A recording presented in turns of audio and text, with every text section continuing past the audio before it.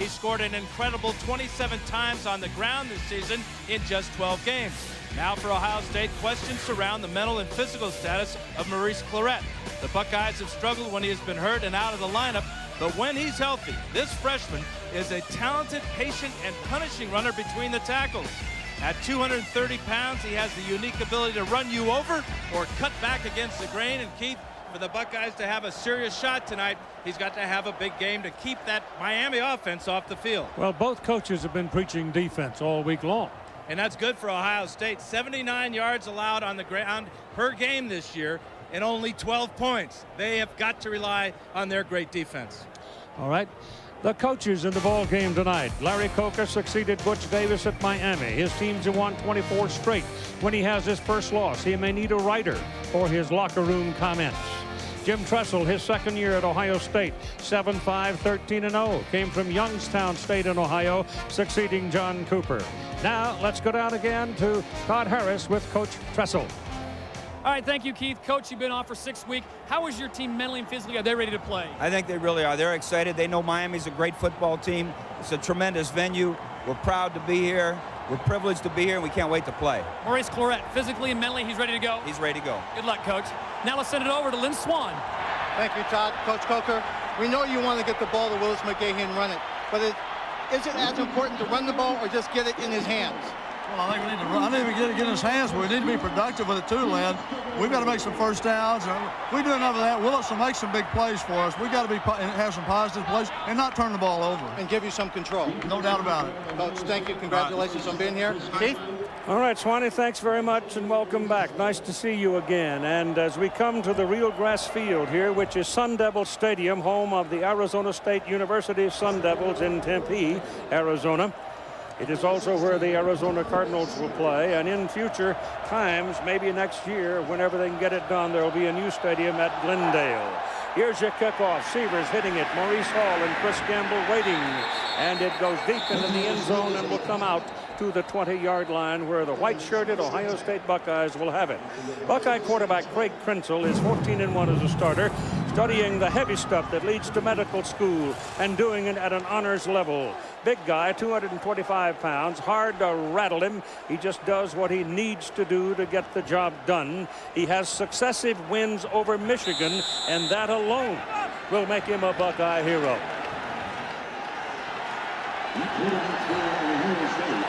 Taking their time, coming out, doing everything deliberately. It's going to be interesting to see, Dan, if Miami, in fact, can be patient. We've got a penalty flag before the first snap. And Krenzel comes walking to the sidelines, looking at him. Illegal substitution. 5 yards penalty. And they're going to get a 5-yard penalty for having 12 men in the huddle. You talk about a bad omen for the Ohio State Buckeyes. Start the game off with the ball in the 20, then 12 men in the huddle will set them back all the way to the 15-yard line. Well, the omen that bothered me more than anything else is the drum major dropped the baton when they first came on the field with the band. A lot of pressure in big games for everybody, Keith. From the 15-yard line, here's your first snap of the ball game. Krenzel turns, gives to Clarett behind the line of scrimmage. Stopped cold at the 13-yard line. The Tostitos starting lineup, backs and receivers. Running back Maurice Clarett, true freshman, ran for 1,190 yards. Split in. Michael Jenkins has been a big play man all season. The offensive front. Now here you find some trees. Tackle to tackle, they go 305, 355, 310, 312, 310, all of them juniors. Rob Sims, good start ahead, and will play some ahead of Ivan Douglas, the regular tonight at offensive tackle. Clarett, Maurice, a pair of them. Clarett and Hall in the backfield for the Buckeyes. Krenzel looking to throw, pulls it down and takes off. He hits the 20, goes to the 24-yard line before he is brought down by Sean Taylor. The defense Along the front, Miami, not as big as some, but so quick, hard to sustain your blocks on them. They don't look for a draw. The down linemen look for a body. Linebackers, Jonathan Vilma, leader of the group, 119 tackles. DJ Williams, 100. The defensive secondary has stepped up. No seniors here. One guy will catch your eye. That's that big free safety, Sean Taylor, at 6'3", 220. These people like to leave their fingerprints on you.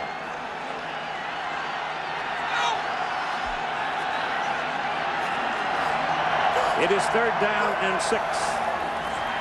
Krenzel with good protection. Very good. Can't find anybody to throw to. Running out of time. Gets it away down the sideline. Incomplete. Great coverage play there because there was no white shirt available. Well, and Craig Krenzel's been sacked 31 times this season. His offensive line did a nice job, but that's what he's going to face tonight, is outstanding speed in the secondary of the Hurricanes. We saw on his first pass attempt, he could barely get back to the pocket. All right, Buckeye faithful, hold your breath. Here's the punt. Nugent hits it. Andy Groom hits it. And it is Roscoe Parrish on a brilliant kick. Cannot get to it. It is Parrish lingering back there in the shadows of the evening, and he is terrifying once he gets a little open field. But away he went, and he couldn't get to the ball. Ken Dorsey, the quarterback for Miami, transcends in his record any I've ever seen, 38-1. Are you kidding? And he is just short of his 2nd academic degree. His seasonal numbers dominated the Big East. On the field, he is the cool dude who drives this bus. And don't be surprised if the cool dude doesn't go downtown early in this ballgame. They want to set Miami style of football against this Buckeye defense. Andy Groom's punt was a 56-yarder, and the Hurricanes start at the 20. Back quickly goes Dorsey. Down goes Dorsey. Knocked off balance behind the line of scrimmage by Big Will Smith. And so there's a loss on the first play offensively for Miami. Will Smith is a stand-up defensive end at times. And with his ability, number 93 will come from the left side of the screen. And he gets to Dorsey in a hurry and knocks him down with one hand. Ball is on the 17-yard line now for the Canes. On 2nd down and 13, give it to McGahee. McGahee gets to the 15-yard line. He runs into big old Matt Wilhelm, and down he goes. Another loss. The Tostitos starting lineup for the Miami backs and receivers. They are at the 4 of this wave of speed the Canes offer. 212-pound Andre Johnson, wide receiver, may be the fastest on the field. The offensive front, there are 3 300s here. Right tackle Vernon Carey, the largest. He's at 340 or so, down from 375. And a Canadian, Brett Romberg, at center, anchors the line. That was only the 9th sack of the season against Ken Dorsey. 3 wide receivers now for the Canes as Dorsey goes to the shotgun, and now coming back toward the line of scrimmage is Roscoe Parrish, and a whistle before the ball was snapped. Dorsey calling for a timeout. He was looking at the defensive alignment and looking at the play that he had and didn't like what he had, so he said, let's talk about it, and we will take a timeout. No score early on in the first quarter. Both teams having trouble getting cranked up offensively. And here's our PlayStation 2 team comparison. Miami, this is where it's going to be decided. Miami scores a lot of points. The Buckeyes don't give up a lot of points, but right down here, they are very poor at defending the pass. Great start in sacking Dorsey on 1st down. And it's 3rd down and 15. The ball is on the 15-yard line. The wideouts are Andre Johnson, Ethnic Sands, and Roscoe Parrish. Back goes Dorsey, getting one block to help him out, goes down the middle with it. The ball is caught by Johnson. Johnson is a big man at 212 pounds, and he picks up a 1st down at the 35-yard line. Not only is he a big man, Keith, he is powerful and almost impossible to keep at the line of scrimmage with a bump. Chris Gamble, number 7, trying to stop Johnson as they go to a double team there with Donnie Nicky, number 25. Too late to close on this perfectly timed crossing route from Dorsey to Johnson. C. Grant has left the field now for Ohio State, shaken up. He's a very important member of that Ohio State defense. A.J. Hawk replaces him down the sidelines. The pass is too long and into the crowd, incomplete, intended for Ethnic Sands and defended by Donnie Nicky. Let's have a look now at the Ohio State defense along the front. The tackles, Tim Anderson, Kenny Peterson, the tough guys. They don't understand giving up anything. The linebackers made most of the tackles this year. 6'5" Matt Wilhelm in the middle, leading the team with 111. He's already has one tonight. And the DBs, strong safety Michael Doss, consensus All-American. That means everybody voted for him. And Chris Gamble plays both ways, offense, defense, special teams. In the last 3 games, each he had over 100 plays. Try that sometime. That'll take care of your waistline. Ball is handed off on a delay to McGay. McGay, he goes to the 40. And that'll do it. Picked up 5 yards. Keith, the injury to C. Grant could be critical for the Buckeyes. This is a former cornerback who's bulked up and moved to linebacker, but the Buckeyes like his ability to take Kellen Winslow Jr. man for man. Now, if C. Grant cannot play the rest of the evening, that's a huge advantage for the Hurricanes. It is 3rd down and 5. The ball is on the 40-yard line, and Dorsey goes back under center. The pass is thrown to the right side. The pass is completed for the first down to Andre Johnson. He picks up another 5 yards to go with it. Chris Gamble at 180 pounds, 6'2", wrestling with a man who is 6'3" and 212. Here's the story now on C. Grant from Todd Harris. Keith, I talked with Dr. John Lombardo of Ohio State. He said it's just a bruised rib. There's no way C. Grant's not going to play. He will be back in the game. Thank you. A.J. Hawk remains in the ball game in replacement of him, 6'2", 230, freshman from Centerville, Ohio. And a freshman in these circumstances is in deep order. The ball is on the 49-yard line for the first time tonight. My team is on the other side of the field. Dorsey is caught behind the line of scrimmage, all the way back at the 45-yard line by Kenny Peterson. One of those big tackles we were talking about. Number 97. Peterson picks up his 5th sack on the season. And again, now Dorsey, remember, only 8 times all season has he gone down. Already twice here in the first quarter. The Buckeye defense and their defensive line, which is most important, if they can get pressure on Dorsey with just 3 or 4 defensive linemen, they can play all types of different zone coverages behind that. 2nd down and 15. Jason Geathers comes into the ball game as a wideout goes to the top of the screen. That's Roscoe Parrish in motion coming back toward the ball. And Dorsey turns around, sets up the throw, goes quickly. The ball is caught. And wham! Parrish takes a lick from Gamble. Chris came across like a runaway truck and took him down for a loss back to midfield.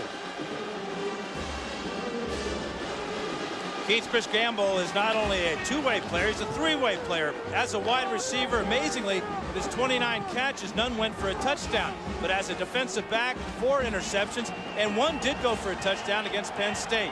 But he will also see double duty as a 3-way player, returning kickoffs and punts. Busy night tonight for Chris Gamble. And good news for the Buckeyes. C. Grant is back in the ball game. Dorsey comes short to the sidelines. The ball thrown a long way to the sidelines. It's completed to Kellen Winslow. And in the melee, Winslow will fight his way down to about the 44-yard line. Keith, that shows you how important that sack by Kenny Peterson was. That forced the Hurricanes into a passing situation. A lot of good time to throw. Only a 3-man rush for Ohio State. That forced Dorsey against his own coverage to go to his outlet receiver. Smart play, good defense by the Buckeyes. All right, here's the punt by Freddie Capshaw, who got to Miami from Rock Springs, Wyoming. It's going downfield, down to the goal line. Ball rolls around. Canes try to kill it, and it looks like they did, just short of the goal line. And Anthony Roll came down and threw his body on it and pinned Ohio State right against their own goal line. So a great play by Roll. Still no score, and the Buckeyes are backed up. Stepped up here 300 feet away from where the fight's going on. Absolutely. 4-yard line. 2nd down and 7. Claret's going to get it. Bouncing to the outside, looks for nothing and finds nothing. There just wasn't any room. The Canes shoved the door closed in a hurry. The road to the Super Bowl begins tomorrow on ABC's Wild Card Saturday. The New York Jets will go against the Indianapolis Colts. And then in prime time, the Atlanta Falcons will go against the Green Bay Packers. Our NFL Wild Card doubleheader gets underway at 4 Eastern, following the Sixers-Mavericks NBA basketball game on ABC Sports Championship Television tomorrow. Keith, this is where Craig Kensel is going to have to be very careful with the ball on this 3rd down. Watch for the tight end, Ben Hartsock.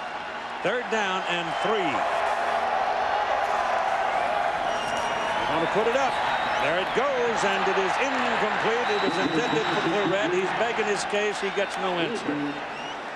DJ Williams defended on the play, and I don't know where there was another man available to Craig Krenzel. I didn't see one. There's DJ right there. Strictly man-to-man coverage. And that's a good route by Claret, but a better route by a former running back, DJ Williams of De La Salle High School in California. Yeah, that's that team up from Concord area that's always undefeated.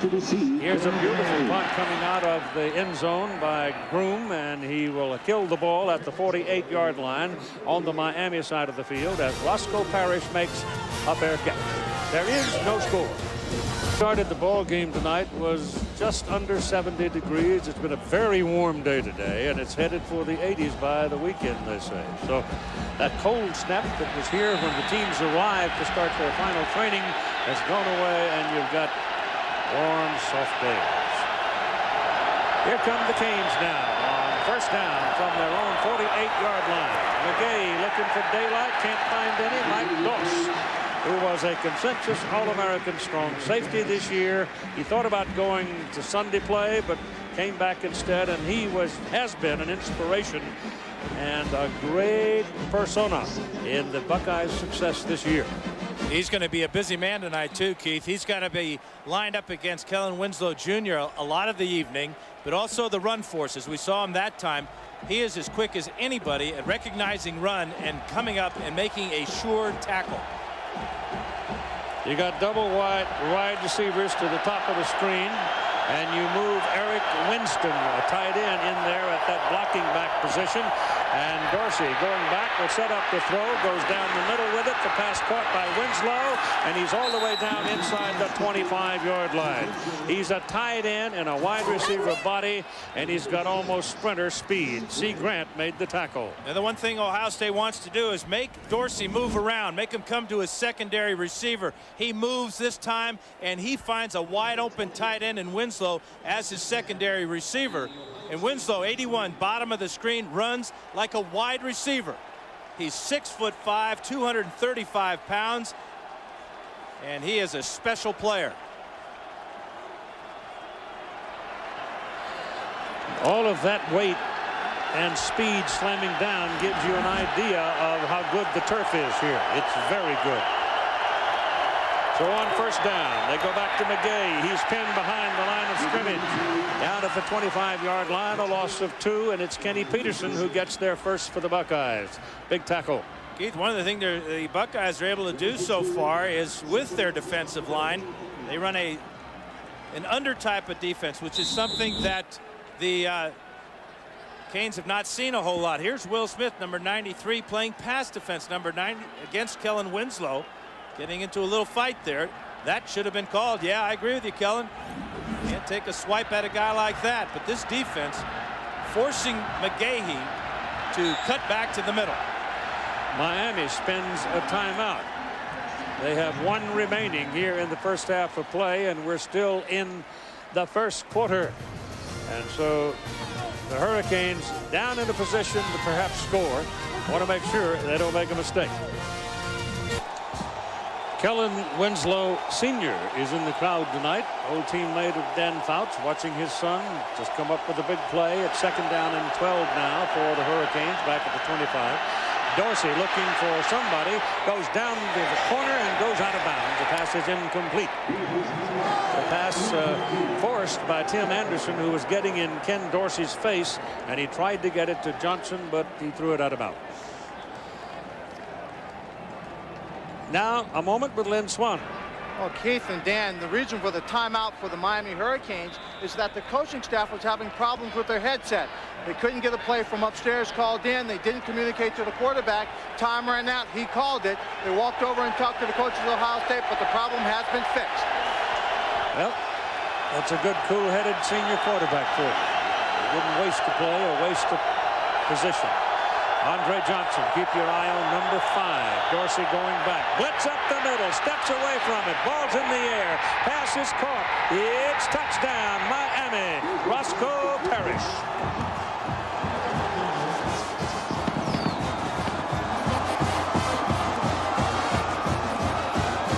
Keith, this is why Ken Dorsey has won 38 games out of 39 tries as a starter for the Canes. He manages the game well. Knew he had to use his timeouts. Been under pressure, been able to sidestep it, and that was a marvelous play. Todd Severs for the point. It's good. Once Roscoe Parrish gets you on his hip, you are not going to catch it. Unless you're a thoroughbred. Keith, Dorsey 6 out of 8 now for 94 yards. He's been knocked down a couple of times, sacked twice, but watch him move in the pocket. As he goes back, he gets pressure right up the middle, but keeps his focus down the field as Roscoe Parrish beats none other than the 3-time All-American Michael Doss. Watch the route. Just a pure speed route, Keith. Just like you said, if he gets behind you, he's gone, and that's where he is, all the way to the end zone. Donnie Nicky was the blitzer coming out of the secondary, a safety blitz for Ohio State, but he was picked off at the line of scrimmage just enough to give Dorsey that one step. Great teamwork by that offense. The back coming up to pick up the blitzing safety, and if you don't get to the quarterback when you blitz your safeties, you are going to get beat. Maurice Hall. Chris Gamble. And here's Todd Severs kicking off. This one might. No, I don't think it'll go. They're coming with it. And they get it to the 15-yard line, and that's all. And you don't dilly-dally around down there because Miami's not going to let you come out very far if you give them a shot. 7 celebrities in Hawaii. If they work together and perform crazy stunts, they win the prize. But one of them is secretly out to wreck the game. Celebrity Mole Hawaii premieres Wednesday at 10, 9 Central after The Bachelorette on ABC. So the Buckeyes again pinned back in their own territory. Maurice Clarett and Maurice Hall will set up in the backfield in a split back position. Clarett might move up into a slot. From the 15, first down, Miami leading 7-0. And Crenshaw rolls to the right. Looking for help. Gets it off. Big downfield. Fight for position. And it is intercepted on the rebound by Sean Taylor. Chris Vance downfield under the ball. 2 defenders against him. It bounced off one and into the arms of Taylor. Grensel wanted to go to his big play receiver, Michael Jenkins, but Jenkins was totally shut out. Watch as he rolls out to the right after the fake. To the outside there, you see Jenkins is double teamed. Then the pressure by Antrell Roll and the big hit by Andrew Williams. That makes this ball flutter. Jennings is back there fighting with Chris Vance, and that's an outstanding play by Sean Taylor. His 3rd interception of the year, and what an athletic move to pick up the deflection. And he's only a sophomore and still growing at 6'3", what, 220? Dorsey back. Wants to go for the juggler right here. He goes to Johnson, and Johnson is up close to midfield. This is a trademark of Miami's quick strike offense. They've averaged a little less than 2 minutes in their possessions that resulted in scores. And they're not worried about whether they could run the ball or not, Keith. They've rushed for a -6 yards because of those 2 sacks on Dorsey, but Dorsey says, what the heck, let's throw it every down. 3.5 minutes roughly remaining in the first quarter of play. Miami 7-0. Their first down at their own 49-yard line. Dorsey turns and gives to McGahee, and again they take him down short of the line of scrimmage. It's Matt Wilhelm with his second tackle for a loss. The big guys up front really free up Matt Wilhelm. Tim Anderson and Kenny Peterson, along with David Thompson at times, they allow Wilhelm, you can see, 111 tackles. That will get you a first-team AP All-American every time, but it's because of the coordination of those big guys up front that allows him to roam free. When you got that many stars on your hat, you're pretty good. Second down and 12. Dorsey hands to McGahee, and again he can't find any running room. Number 54, Tim Anderson, grabs him and takes him down in a hurry. Takes him down in a hurry and takes him down for another loss. Ball will go back to the 45-yard line, where it'll be third down and 14. McGahee, 6 rushes so far, -1 yard. 4 of his rushes have resulted in losses. Now they go to 3 wideouts.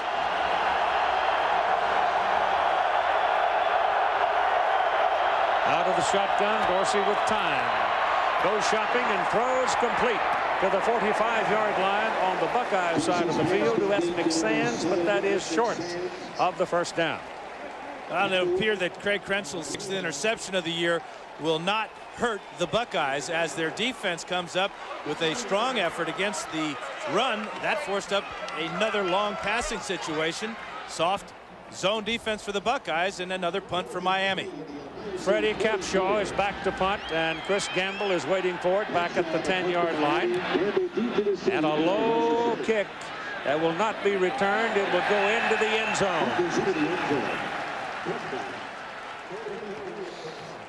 Jim Tressel, talking about his quarterback in our interviews this week, had this comment on the value of Craig Krenzel.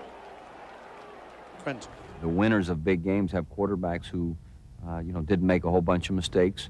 They might make some because they're going to make big plays. And I don't mean that he's just got to stand there and hold on to the ball and not make any plays, but he's got to have the right balance between being a playmaker and making sure we take good care of the ball. Another thing Craig Krenzel has to do is he's got to find a way of throwing a ball to his teammate. He hadn't had many people to throw to so far.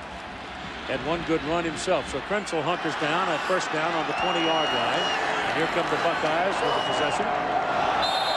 And they get a false start move on the right side of the line by the tight end Ryan Hemby. Hemby is a youngster. He's just a freshman out of Cincinnati, and they think he's going to be a good one. Now, field position has been horrible for the Buckeyes tonight. They've got their footprints all over that 15-yard line, and that's where they're going to be after this 5-yard penalty. Well, there are 4 possessions here in the first quarter, and they're averaging starting on their own 14-yard line. That won't get it done. For the first time, Chris Gamble comes into the ball game as an offensive player. Gamble has been on defense solely up to now, but he will give Craig Krenzel another option as a pass receiver, and he's quite good. He's on the far side, top of your screen. Krenzel goes into the shotgun, pulls it down, and takes off. Looks like single-wing football. And he'll get it out to the 20-yard line, and we spend a moment with Lynn Swan. Well, Keith, the goal for the Ohio State Buckeye team was to take Chris Gamble with 40 days off and have him focus on the defense, and that's exactly what he did. Spent most of his time in the defensive secondary because there's a higher premium on his ability to stop a top receiver like Andre Johnson than it is coming in on offense. Couple that with the fact that the defense has been on the field constantly in this ball game for Ohio State. Then he's more tired. You're not going to use him that much on offense. He's just got a handful of plays on offense they want to use him for in this ballgame. Okay, Swanee, second down and 10. The ball is out at the 20, and Gamble's out of there as we get Hemby back into the game. Due to play action, Krenzel's pass is right on the hands of Michael Jenkins, and Michael Jenkins will pick up a first down for the Ohio State Buckeyes. This combination of Krenzel and Jenkins won some ball games in the late going this season for the Bucks. And Craig Krenzel shows great patience in the pocket. Jenkins is number 12 after the fake to Claret.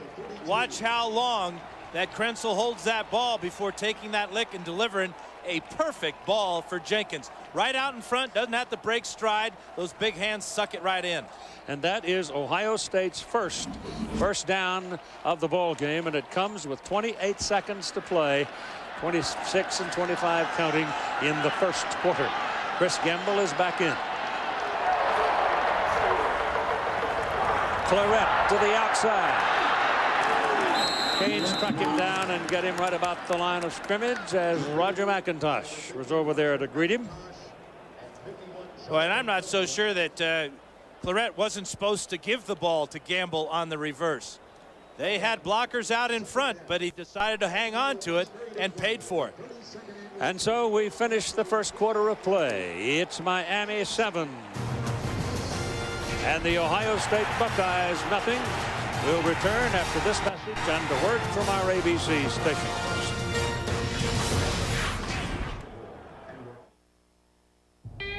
Okay, guys, get this bird put away and we're done for the day.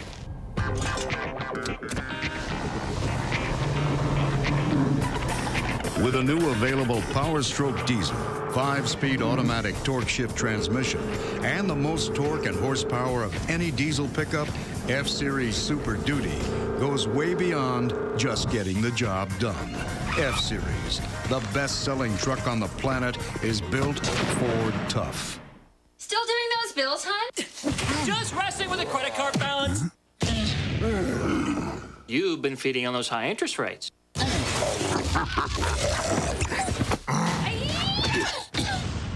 I just switched our balance over to a Capital One no-hassle card. You're gonna save $500 a year. $500? Switch your high-interest balance to the Capital One no-hassle card for the nation's lowest long-term fixed rates. You could save up to $500 a year. What's in your wallet?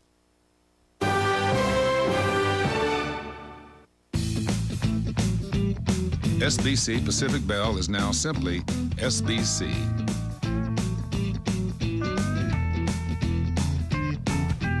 New look, same great service, SBC. Football on ABC 7 brought to you in part by Miller Brewing Company.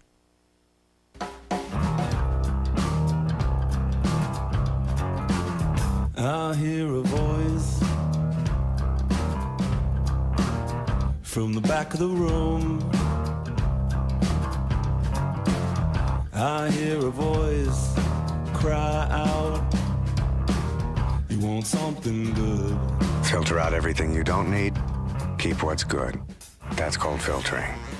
That's pure MGD.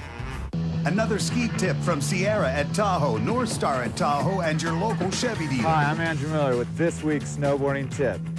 If you encounter flat spots on the mountain, try frog hopping or penguin walking. If you do have to unstrap, use the heel side edge for guidance and your free foot for power and push. Remember these techniques for those tough spots, and we'll see you up on the slopes at North Star and Sierra Tahoe. Check out a new Chevy Tahoe at your local Chevy dealer. SBC Pacific Bell is now simply SBC. New look, same great service, SBC. You're watching ABC's coverage of the national championship, the Tostitos Fiesta Bowl. Last play of the first quarter. This is going to be a reverse from Maurice Claret to Chris Gamble. But watch after the exchange between Krenzel and Claret, a little stumble right there. Claret does not give the ball to Gamble, and now there are 6 green shirts running down Maurice Claret. All the blockers had gone the opposite direction with Gamble. Well, here you are at the 31-yard line where it is 2nd down and 10. That's the 32-yard line closer. And this one goes no place as Will Fork is in there in a hurry to make a play. And a loss will be back to almost the 20. At 6'2", 350 pounds, watch number 75 with unbelievable acceleration go straight ahead and take Maurice Claret back. Mix up in the blocking pattern there for the Buckeyes. So 2 plays in a row now. Their execution is just terrible. They get the 25-yard line for Ohio State. Now they're looking at 3rd down and 17. So both defenses really have played quite well. Miami's offense has amounted to the forward pass. That's been the difference. And neither has Ohio State. Vance, Gamble, Jenkins with 3 wideouts for the Bucks.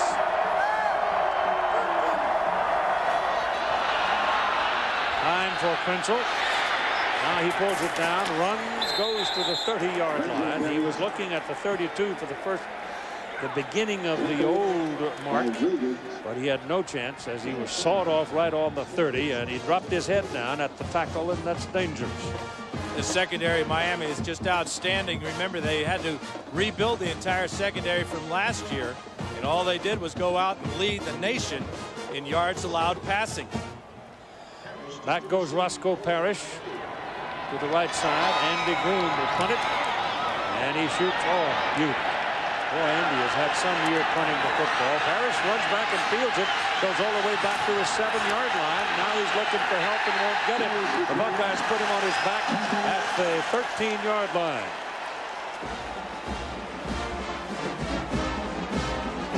So the Buckeye special teams people doing pretty well in this ball game. That was the beauty of a punt at 63 yards when they really needed something big.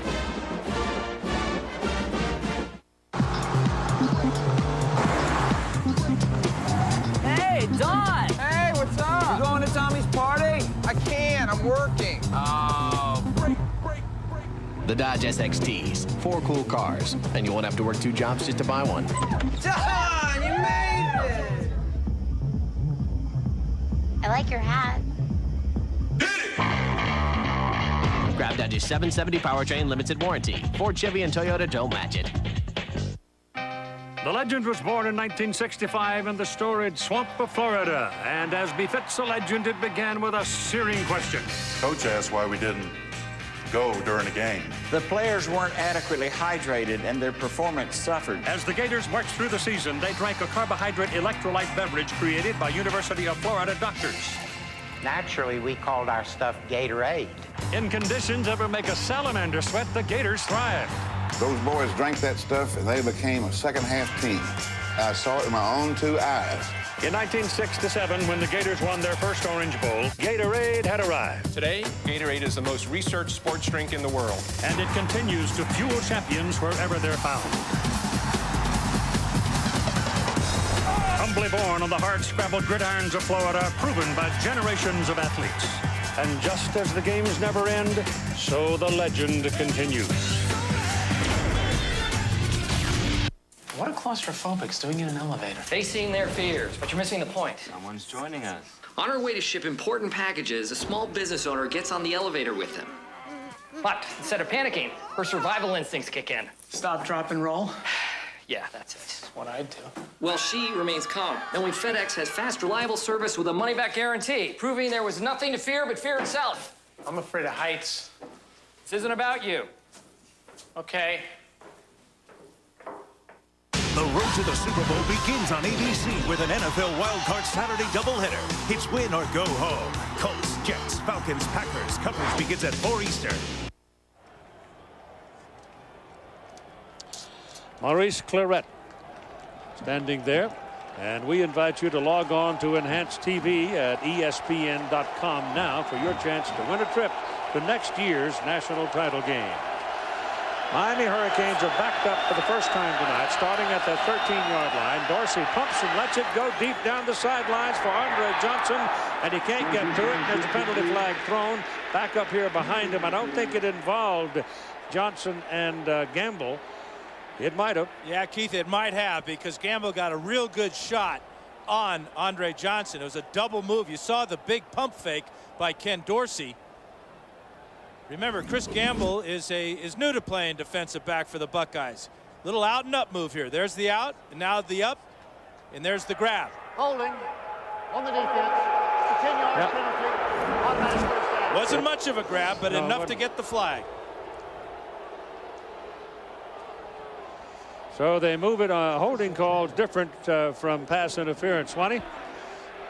Well, Coach, Keith and Coach, it's not much of a move when he reaches out and grabs a guy like that. But the cool thing about it is he slows the receiver down just a tad and regains his balance. You know, a lot of times a good defensive back can get away with that simple move. That time he didn't, and here they are. First down up at the 23-yard line as Dorsey turns, hands to McGahee, and he disappears into a crowd of folks right about the line of scrimmage. And again, Tim Anderson is the anchor man of the scrum.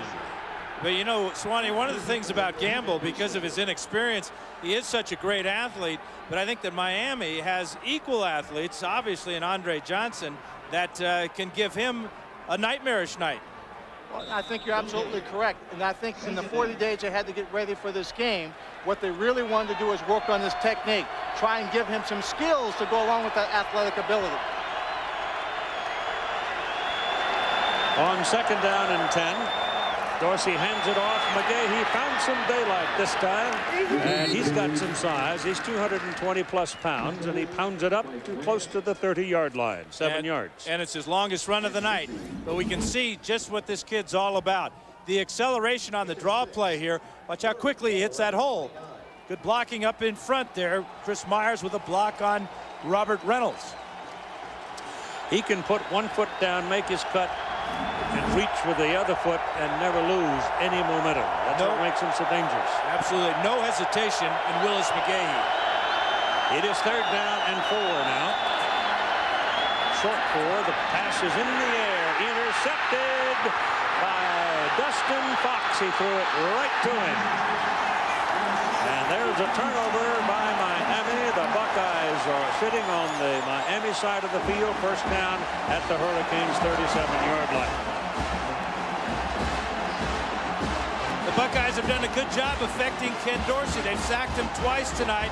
Now trying to hit Roscoe Parrish. Watch Fox here. The route is going to come to the inside, but Dorsey, for some reason, just airmails the 5'9" Roscoe Parrish, and an easy pick for Dustin Fox.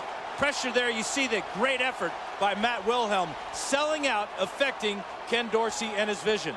So now the Buckeyes start a possession with an opportunity to get some points on the scoreboard. Krenzel to Claret. Bounces around. Finds a little bit. About 2 yards on the play.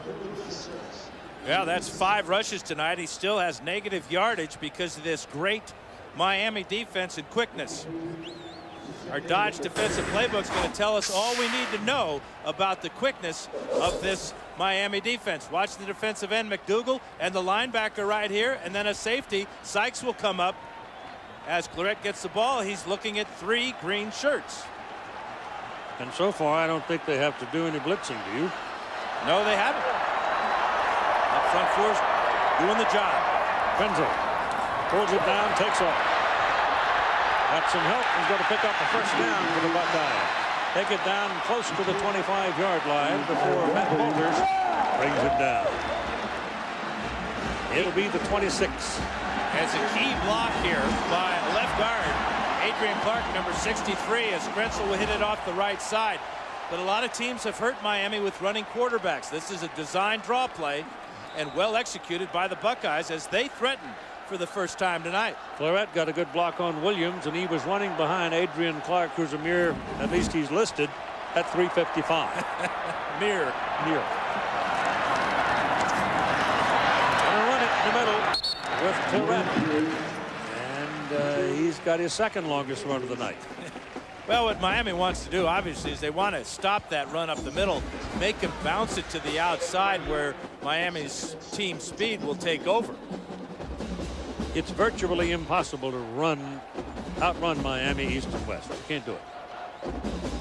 You got to get lucky. Somebody's got to fall down or something for you to do anything outside against them.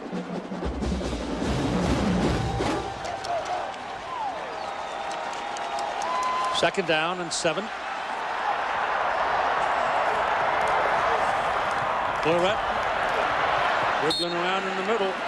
Again, there's nothing there. It's Jonathan Vilma this time coming up from his middle linebacker position and taking a leg away from Claret. Vilma is very similar to Matt Wilhelm in the fact that he doesn't get blocked a lot. He's a very good athlete, moves around very well, explosive tackler, and he just mirrored Maurice Clarett that time. Clarett would move one way, Vilma would move with him.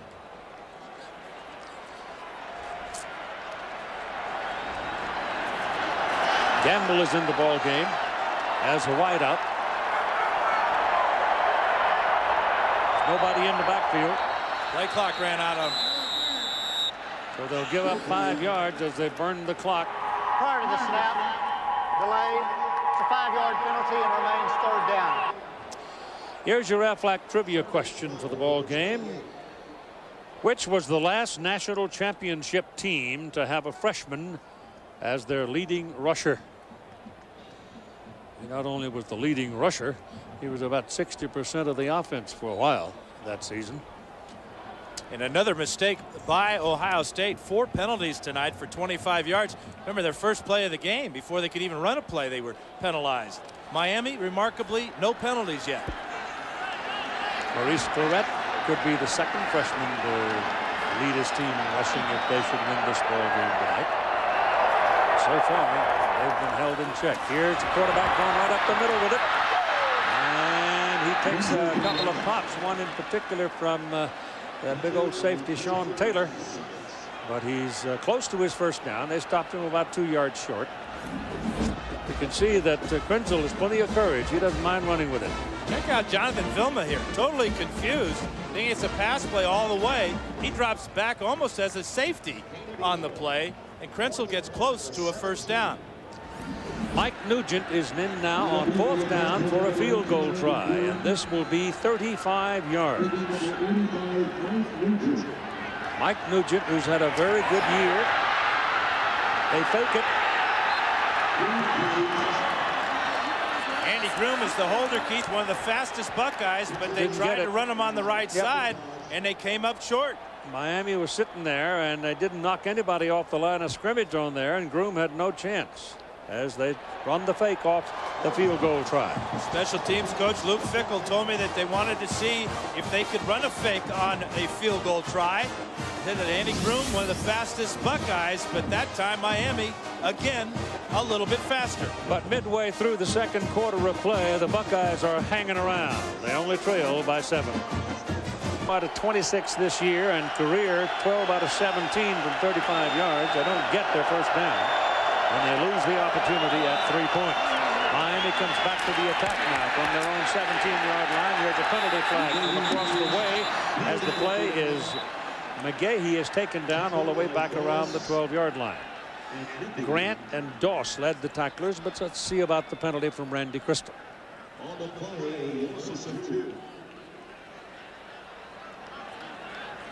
Like it may be Miami's first penalty of the evening, but Jim Tressel is going to regret that decision. I mean, that's almost a sure. I know there's nothing sure in this world, but illegal formation on the offense. Illegal formation against Miami. The umpire Steve Story, Don Crepel the head linesman, Derek Bowers the line judge, field judge is Terry Porter, Brad Van Vark the side judge, back judge is John Robinson, and the alternate is John Laurie. And they're all out of the Big 12 Conference.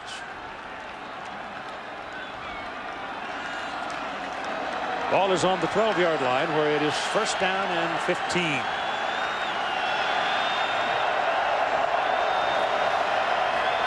McGahee. 15-17. Beginning Super Bowl Sunday, late nights have a new player, Jimmy Kimmel, until Jimmy's hit the streets to get a little practice. Just to warm up, if you know what I mean. Jimmy Kimmel live, late night, starting Super Bowl Sunday on ABC. Interesting watching Willis McGahee on that last run, having both hands covering up that ball. Make it the 16, where it is second down 11 with 7 minutes to go in the first half. 7-0. Miami leading.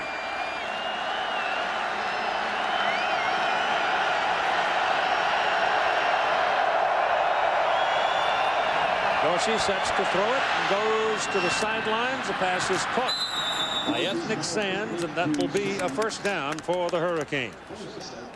That time the Buckeyes decided to bring Chris Gamble off his corner position and blitz Ken Dorsey. But he was so far away as he lined up trying to guard Johnson that he was late getting to the ball. And Dorsey had time to get it off and pick up that first down. Jake Geathers is in the ball game now for Miami.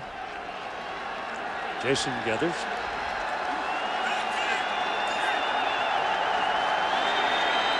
Ball just short of the 30. Back goes Dorsey. Looking, throws, and it is caught down the middle, and it is good to about the 34-yard line to Jason Geathers. Now let's spend a moment with John Saunders and Terry Bowden. We'll keep coming up on the Pontiac Performance Halftime Show. We're going to hear from two of the most famous alums of both these schools, Ohio State and Miami. We'll look ahead to Wild Card Saturday, and Terry's going to break down the first half. That sure is. The key to this game was Ohio State be able to run. They haven't run at all, but thank goodness Ohio State's defense, they're keeping them in the football game. It's all coming up on the Pontiac Performance Halftime Show a little bit later on. Keith, back to you. Thank you, John. 34-yard line, where it is 2nd down and 6 now for Miami. And Roscoe Parrish is the man who scored the touchdown for them on a pass reception from Ken Dorsey. Dorsey loops it downfield, way downfield and beyond anybody's reach. Andre Johnson was on the dead run. Chris Gamble was running with him. And the way things are going, Chris is going to have a lot of plays and be a tired fellow when this game is over. Well, it's like Lynn Swann said. You can see 24 plays on defense to just 5. His number one priority is to stay with Andre Johnson as he did on that play. But special teams will wear and tear on you as well, and he plays special teams. They say he doesn't get tired. I guess he doesn't. He had 128 plays in the overtime win against Illinois. Oh. Yeah. That's unheard of. 3rd and 6. Pass hummed, intercepted. Buckeyes have it. That's Mike Doss. 30, 25, inside the 20 before he's pulled out of bounds by Willis Begay. Dorsey threw it hard, and it ricocheted to Doss. His 8th career interception, 3-time All-American, just playing the ball. Watch him right here. Dorsey's going to throw this ball too hard. He really fires it off the hands of Andre Johnson, who should have caught the ball, but it was really humming. And maybe Matt Wilhelm got just a fingernail on that ball to disrupt the concentration of Andre Johnson. No disrupting this man's concentration, though. The leader of this Buckeye defense has set up his offense in great shape. Lydell Ross is in there as the single back now, a sophomore from Tampa, Florida, 210-pounder and the fastest of all the Ohio State tailbacks. And he's got the ball. And he finds some room. A little slip and slide, left and then right, and he's down inside the 15. At the 13. Running back coach Tim Spencer, a former teammate of mine in San Diego, where he was one of the most reliable guys we had, as they told me today that they got to get Lydell Ross in the game more. The Buckeyes will use 2 running backs, as we've seen, Clarett and Ross, and they'll alternate Hall as well. But as you said, Keith, Ross has got great speed. He showed it on that little run. They're inside the 13. They'll mark it 12 officially. 2nd down and 5. Krenzel gives it back to Ross again, and there's no place to go this time. William Joseph leads the defensive surge and makes the tackle right about the line of scrimmage. Earlier, we asked you the Aflac trivia question, which was the last championship team to have a freshman as their leading rusher? The answer is the Georgia Bulldogs. 1980, Herschel Walker led the team to the national title with 1,616 yards rushing, and that play is from the Sugar Bowl. Back in 1946, Emil Sitko, as a freshman, ran for 346 yards at Notre Dame, but the effort of Walker was something special, really special. 3rd down and 5. Pass is thrown, pass is caught. It'll be a 1st and goal to go for the Buckeyes. Chris Vance made the catch right in front of Glenn Sharp. Good pass by Krenzel. Pete, it was a great adjustment by Chris Vance. That ball was thrown, I beg to differ with you, way behind Vance. And Vance saw the ball. Here he is. Watch him stop and have to reach way back for it. He comes to a complete stop. If the ball's out in front, perhaps Vance gets by Sharp and into the end zone. As it is, 1st and goal. You're right. He wasn't that good. Ben Hartsock is in the ball game now as a tight end for Ohio State, and the ball lofted to the corner. No, out of bounds. Michael Jenkins got it, but he didn't get a foot down as he was dueling with Sean Taylor. It'll be second down and goal. That's a great battle because Sean Taylor is normally a safety, but at 6'3", 220, he's going to go out and guard Michael Jenkins at 6'5". See how close he came. Right foot out of bounds. Great call. No question. Not even a question for Jim Tressel. He's begging for a call there. At center, you've got to change. Nick Mangold has come in at center. That's a tough place to make a substitution at center. Miami's looked like they were offside. Yeah, I think Vince Wilfork, seeing that freshman center in there, thought he'd try to get a jump on him, but he was jumping all the way through the neutral zone and offsides. Mangold, a freshman out of Kettering, in relief of Stepanovic. But Stepanovic had moved over to tackle behind Shane Olivier. And now what do we got here? Do we have offside? Offside. Yep.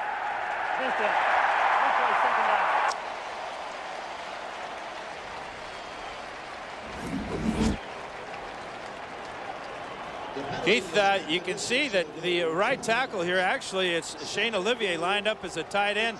He flinched a little bit, but Wilfork was so far offsides that it may have blocked the view of the officials seeing Olivier jump. Olivier at 310 going out to a tight end spot. That's what they call their jumbo package. It's a freight car. Second down and goal at the 2-yard line. Mangold is still in there at the center spot. Krenzel gives it to Ross. Ross picking his way in that melee, and they roll forward into... Not quite. It looked like for all the world he was going to be able to roll over the top and get in the end zone, and they wouldn't let him. Well, this is the guy they need to get in the game. At 230 pounds, Claret would have scored easily on that play. Good effort by Lydell Ross, but this is the guy you've got to get in the ball game and into the end zone. It's third and goal at the 1-yard line. Claret is 227 pounds.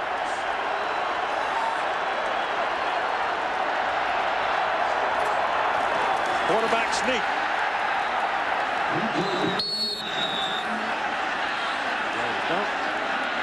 Touchdown.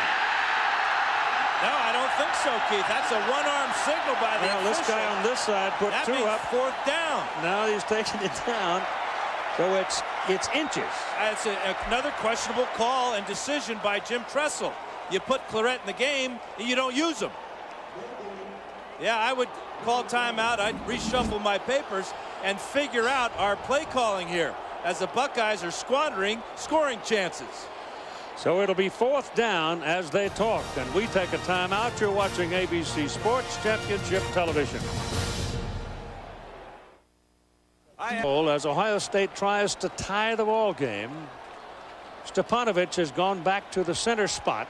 Mangold, a freshman, had been in there, and he couldn't root a hole. Now Stepanovic is in. Claret is your tailback. 4th and a half a yard. The quarterback keeps it, and he's in there. Craig Krenzel went off the right side of the center behind the guard and Olivier, and he got just enough for the touchdown. Oh, he really showed his toughness too, Keith. Very patient to slide to the right side. He took a heck of a hit from linebacker Roger McIntosh, but spun, as he has done so many times this year, making big plays, spun all the way into the end zone. Now it is Mike Nugent for the extra point. The holder is the punter, Andy Groom. And everything works. And we are tied at 7-7 with 2 minutes and 28 seconds to play in the first half. That's a great effort by Krenzel as he not only gets inside of McIntosh, but McDougal as well.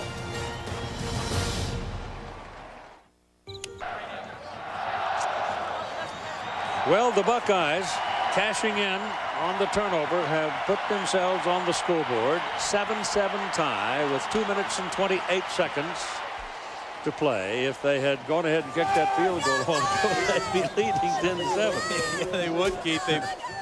Remember, this is a Miami team that averages 42 points a game. Talk about great Buckeye defense. They've been stressing patience, patience, patience. We'll see how patient the Miami Hurricanes can be. It's Andre Johnson standing back there along with Jason Gathers now for the kickoff. And this is rooted. I mean, it's beyond the field of play. Out to the 20 comes Miami. Coming Monday, January 27th, Skeet Ulrich investigating bizarre events no one can explain. The compelling new drama Miracles, happening Monday, January 17 on ABC. Pretty good combination of defenses for Ohio State. Unbelievable for Miami. No yards rushing. McGahee, 9 rushes, 8 yards. Dorsey sacked twice for a -8. That's how you get 0 rushing. So here they come. Dorsey back. Has a roll. He's hit. The ball rolls loose. Beanbag goes down. Ohio State ball. Kenny Peterson knocked it loose. Darian Scott recovered it. Second sack of the night for Kenny Peterson. Here he is right here. Watch his speed as he gets around the offensive line. Sherko Haji Razuli gets beat there by Peterson, and Dorsey does not sense the backside pressure. Ball was out. The arm was going forward, but he went without the ball. That's why it was a fumble. The minute you saw the beanbag go down, that confirmed fumble. Lydell Ross is the running back, the deep back for Ohio State. Krenzel hands it to him, and he's running in the middle for about 4 yards. The snap of the ball was from the 14-yard line. DJ Williams made the tackle. A couple of things that defensive coordinator Mark D'Antonio told me they have to do. They have to defend the middle of the field. Now Ohio State on offense with Ross getting absolutely nothing there, but this defense of Ohio State affecting the quarterback. A couple of interceptions, now a fumble, a +2 turnover ratio for Ohio State, and that's right on track for the Buckeyes. Second down and 8 from the 12-yard line. Across comes number 94, William Joseph. Let's see if a Buckeye moved.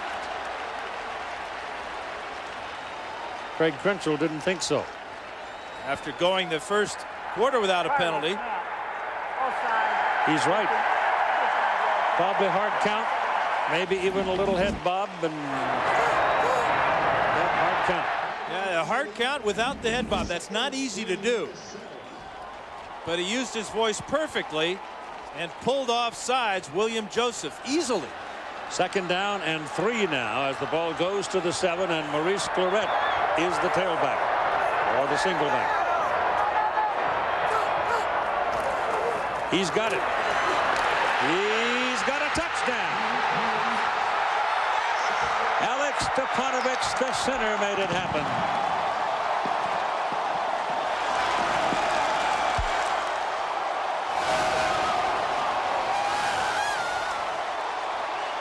We talked about just how punishing a runner he can be and how decisive. Now this game is being taken over by Ohio State at the end of this first half. A great run by Clarett to get into the end zone with ease. Nugent will kick out of Groom's hole for the extra point. It's good. You have 1 minute 10 seconds remaining to play in the first half. And the Big Ten champions have taken the lead. Ohio State 14, Miami 7. The BCS National Championship game at the Tostitos Fiesta Bowl. By Mark Stepanovich. Let's take a look at it as he gets 2 for the price of 1. First on Joseph and then on Vilma. Good double team there. He sees the linebacker. He seals him to the inside. That's all Maurice Clarett needed. And so the Buckeyes have converted 2 Miami turnovers into touchdown, and they lead 14-7 with 1:10 to go to the half. The kickoff. High, long, beyond the field of play. Nugent, big leg. You just talked about the mistakes. This is 3 turnovers last 3 possessions for Miami. That Goss interception led to Grensel's sneak there. Kenny Peterson with the sack and fumble. And now Clarett behind the block of Alex Stepanovich for the touchdown. Do you think momentum is wearing red? I do. And white. Or silver, if you will. All 3 Miami turnovers, 2 interceptions and the fumble on the shoulders of Dorsey. From the 20, here come the Canes, and they'll hand it off to Willis McGahee, looking for the sideline, and he finds it about 9 yards. Keith, I think that's the first time they've tried to get McGahee to the perimeter. It is. And with his speed, that's a good idea. But remember, Miami now, as we come to the end of the first half, they only have 1 timeout to use, having to have burned 2 in the first quarter. Buckeye defense got some respite. They were on the field a lot in the first quarter, but in the second quarter the offense held the ball for a while and gave them a chance to get their win back. Now the Canes go to the shotgun. They got 3 wideouts. Dorsey's got a lot of time. Comes this way with it, goes short to McGahee, and Willis McGahee makes the catch for the first down. Move the chains. It'll go up to about the 33 where it's a first down. Will Allen, who made 2 interceptions this season to save ball games for Ohio State, Cincinnati, and Michigan. Dorsey turns, gives to McGahee. He's looking for some daylight, and the Buckeye defense doesn't give him much time to go shopping. They shut the door on him pretty quickly, with Will Smith finally taking him down. The one thing the Buckeye defensive line does, they don't stay blocked very long. They get off their blocks very quickly, locate the runner, and then gang tackle him. It is 2nd down and 12. The ball back on the 32-yard line. Dorsey again with some room to move and time to write a book. Throws it in the ground. Incomplete. But now you're seeing why Ohio State's been effective. That defensive line is winning the battle. Only rushing 3 or 4. That allows the Buck secondary to drop 7 or 8. And if you drop 7 or 8, you're going to make it very difficult for the quarterback to find anybody open. Good job of the offensive line, but look at Dorsey. Can't find a green shirt to throw it to. Finally has to throw it away. 3rd down and 12. Ball on the 32. Under center, turns, gives it to McGahee. He's got some room here, but they've got him a yard short of the first down. And the clock shows 10 seconds and counting in the first half. Canes come up without a huddle, trying to get one more play, and now they decide, let's go to the clubhouse and see if we can sort this thing out. So at the end of the first half of play, it is 14-7, Ohio State leading Miami in the BCS National Championship game. Here's Lynn Swann. Coach, we know the turnovers are key, but probably as a result of not being able to run the ball, quarterback having dropped back in the pocket. How can you get a running game going or a quicker passing game going? Well, we've got to do a good job, make some adjustments, and get a running game going. That's exactly right, Landon. And I'll tell you that, then we've got to protect for a passer. We've done a pretty good job of it, but, the pressure times, the turnovers have really, really cost us, obviously. Coach, thank you. Keith? Quick comment, Dan? Keith, everybody's talking about the speed of Miami. It's the speed of Ohio State's that's the difference. Coming up next, the Pontiac Performance Halftime Show with John Saunders and Terry Bowden here in Tempe, Arizona. Kenny Peterson causes that fumble. and now it's gang tackling by the Buckeyes. McGahee came into the game averaging 6.5 yards per carry. Tonight, 2.5 yards per carry on the ground. The speed and ability, teamwork of this Buckeye defense is winning this game for Ohio State. The front four has been spectacular. Well, they've been able to stop the run. They've been able to put pressure on the quarterback. That allows Doss and Nicky to play deep in the secondary, shutting down this Miami pass offense. Miami gets the ball first. Well, and don't count out Miami. They have got a lot of firepower, and you can rest assured they're going to use every bit of it. Very conservative game plan in the first half for Miami. Could not get Willis McGahee loose.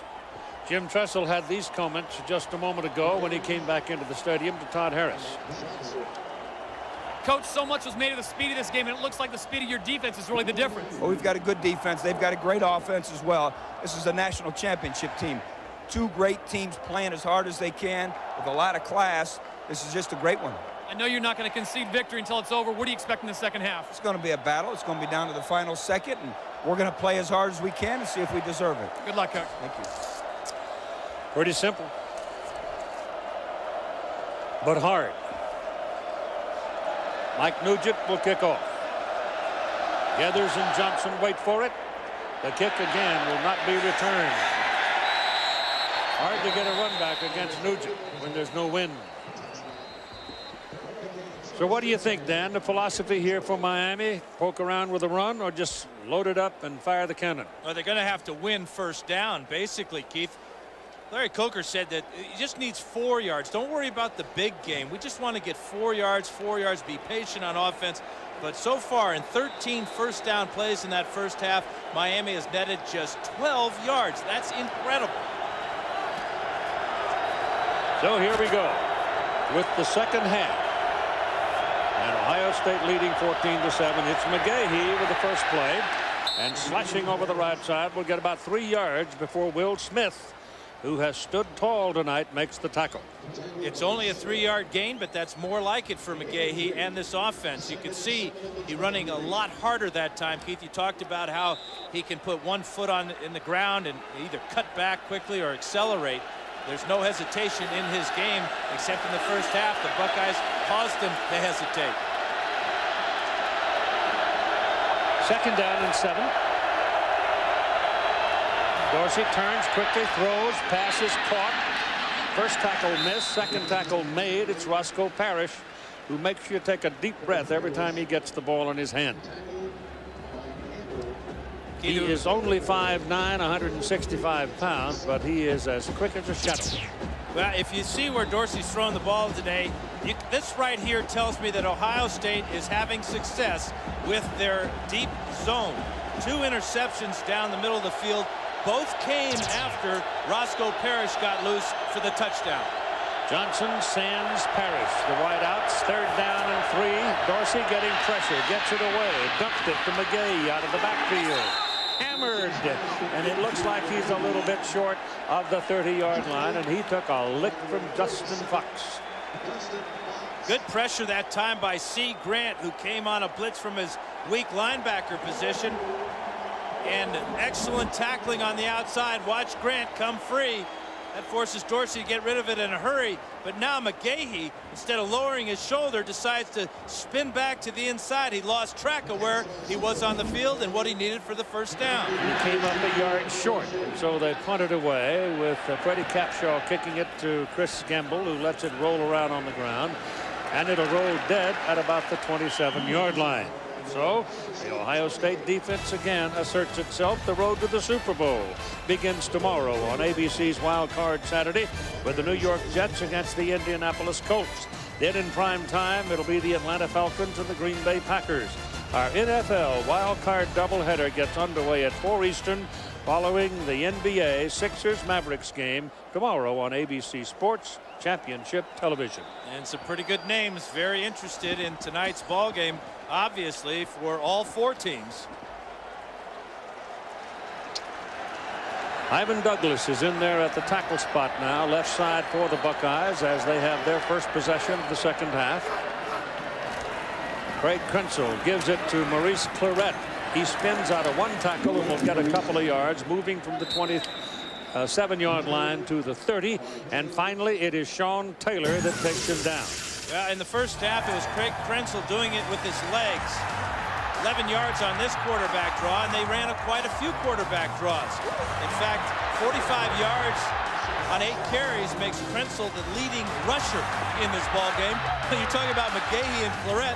The quarterback finishes this off with a touchdown. That one tied the score at 7-all. Make it a 3-yard pickup for Clarett. Close to 4 as the ball is finally put down just short of the 32-yard line. Got it again, going to the outside. Broke the tackle, gets the first down. Gets up across the 40-yard line, and he stepped on the chalk at the 42. He ran out of the tackle of Maurice Sykes.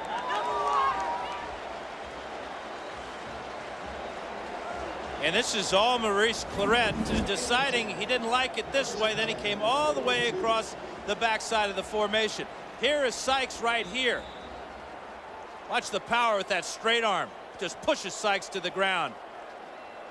Best run of the night for Maurice Clarett right there. Gives him a first down at the 42.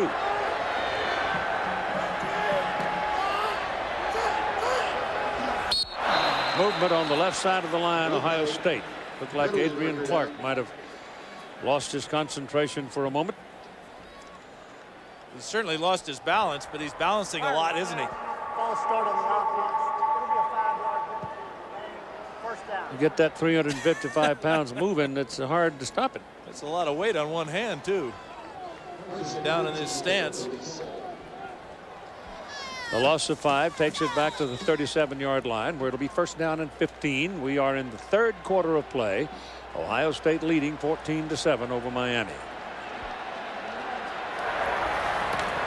Krenzel gives it to Clarett. And Vilma is right there. Jonathan Vilma, who had slipped to the outside and slanted back in, and he got him. And to give you an idea, Keith, of just how well these defenses are playing, check out what Willis McGahee and Maurice Clarett have done coming into tonight's championship game. 27 touchdowns, 14 for Clarett, both well over 1,000 yards. Tonight, totally different story. A loss of another yard. His numbers are unbelievable. Clarett averages 6 yards a carry normally. Gamble is in the ball game with a wideout now. And they go to the shotgun for Krenzel. Give him a little time. Pressure coming from the backside. Gets it off, and it's almost intercepted. Oh, my goodness. He had it on his fingertips, and then it was gone. Now, Matt Walters really forced Krenzel to throw that ball too hard to Maurice Clarett. Good pressure by Walters, and that made it a very difficult one-handed attempt by Maurice Clarett. Matt Walters, for a big man, he's in there at 262. Very quick.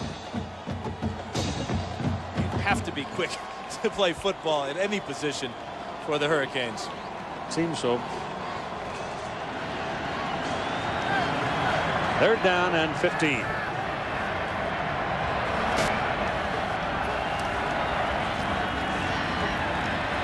Krenzel deep down the sidelines. Gamble. It's down inside the 10 and fumble, but he is down. He's down at the 6-yard line. Alfonso Marshall caught him from behind. He had to catch him from behind because he's beat so badly.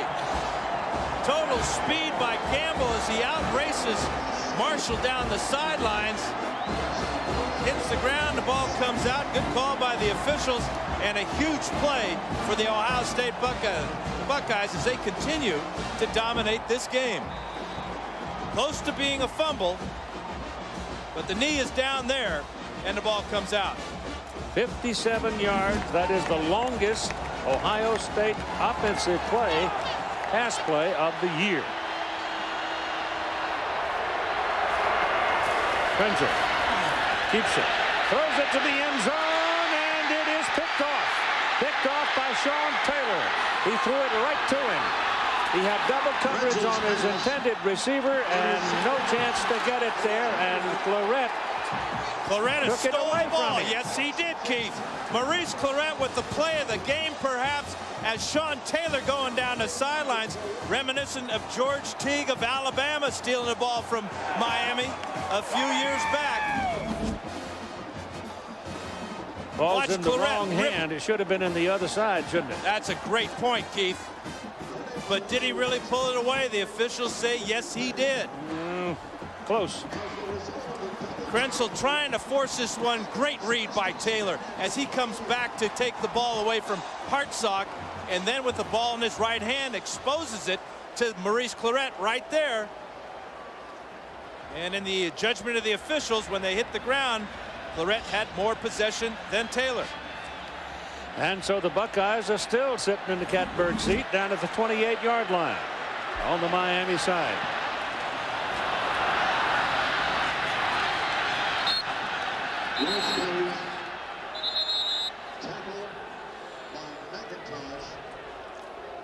Dan was talking about that Sugar Bowl game a moment ago. This is what it looked like as Gene Stallings took the Crimson Tide in against Miami. Dennis Erickson, Miami had won 29 games in a row. This play was headed for the end zone, but watch George Teague come from behind, steal the ball, turn it, and go back the other way. And Alabama went on to win the ball game 34-13 for their 12th national championship. And who said number 13 is an unlucky number?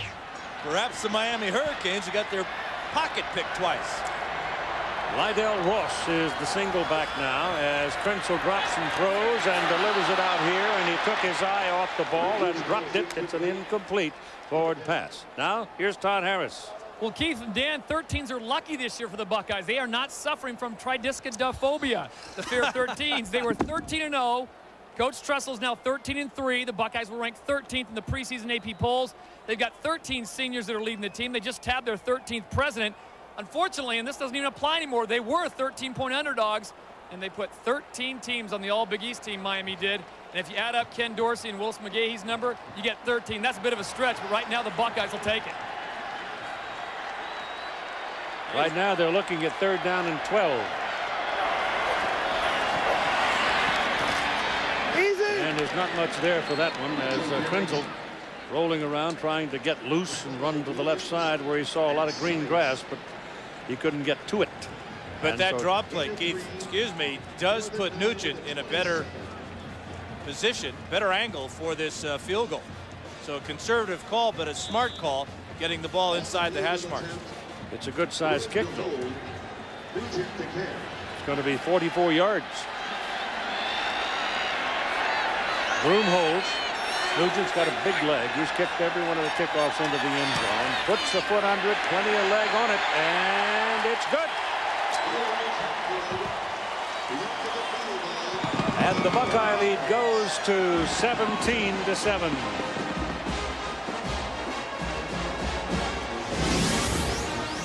So one corner of the stadium gets very quiet here as the red roars and the Buckeyes lead by 10. Red is in vogue tonight in Tempe, and boy, they're having a time as they're threatening Miami's 34-game win streak. Canes coming in with that mark, and Toledo is ahead of them at 35, and of course that Oklahoma streak of 47 consecutive wins is way out there. It's a remarkable streak for Miami when you consider the scholarship restrictions. This kick is a line drive to the goal line. It's taken by Andre Johnson, and he's coming back with it a long way, all the way to the 39-yard line. Johnson returns.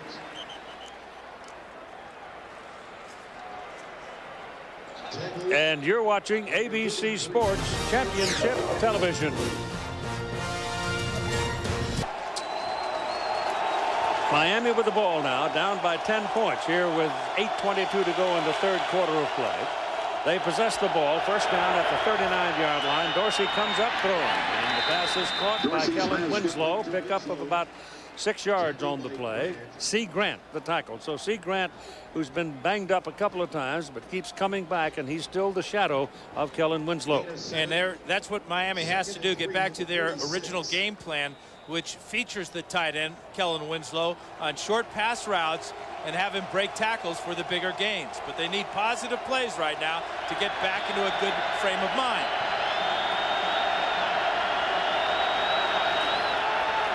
Handed off to McGay. And he's got a yard or two. C. Grant on that tackle. Dave Parry, who is as good a source of authority and opinion about rules. David, you had a best look we could give you on that fumble, the takeaway, if you will. Keith, from my view, it looks like the ball was coming loose. The Ohio State kid did, in fact, grip it, pull it out. We had a little tug of war afterwards, but it appears like a good call from the covering official. Okay. Resulted in 3 points, and it's a 17-7. Pretty heads-up play for a freshman, 19 years old, to make that. So, yes.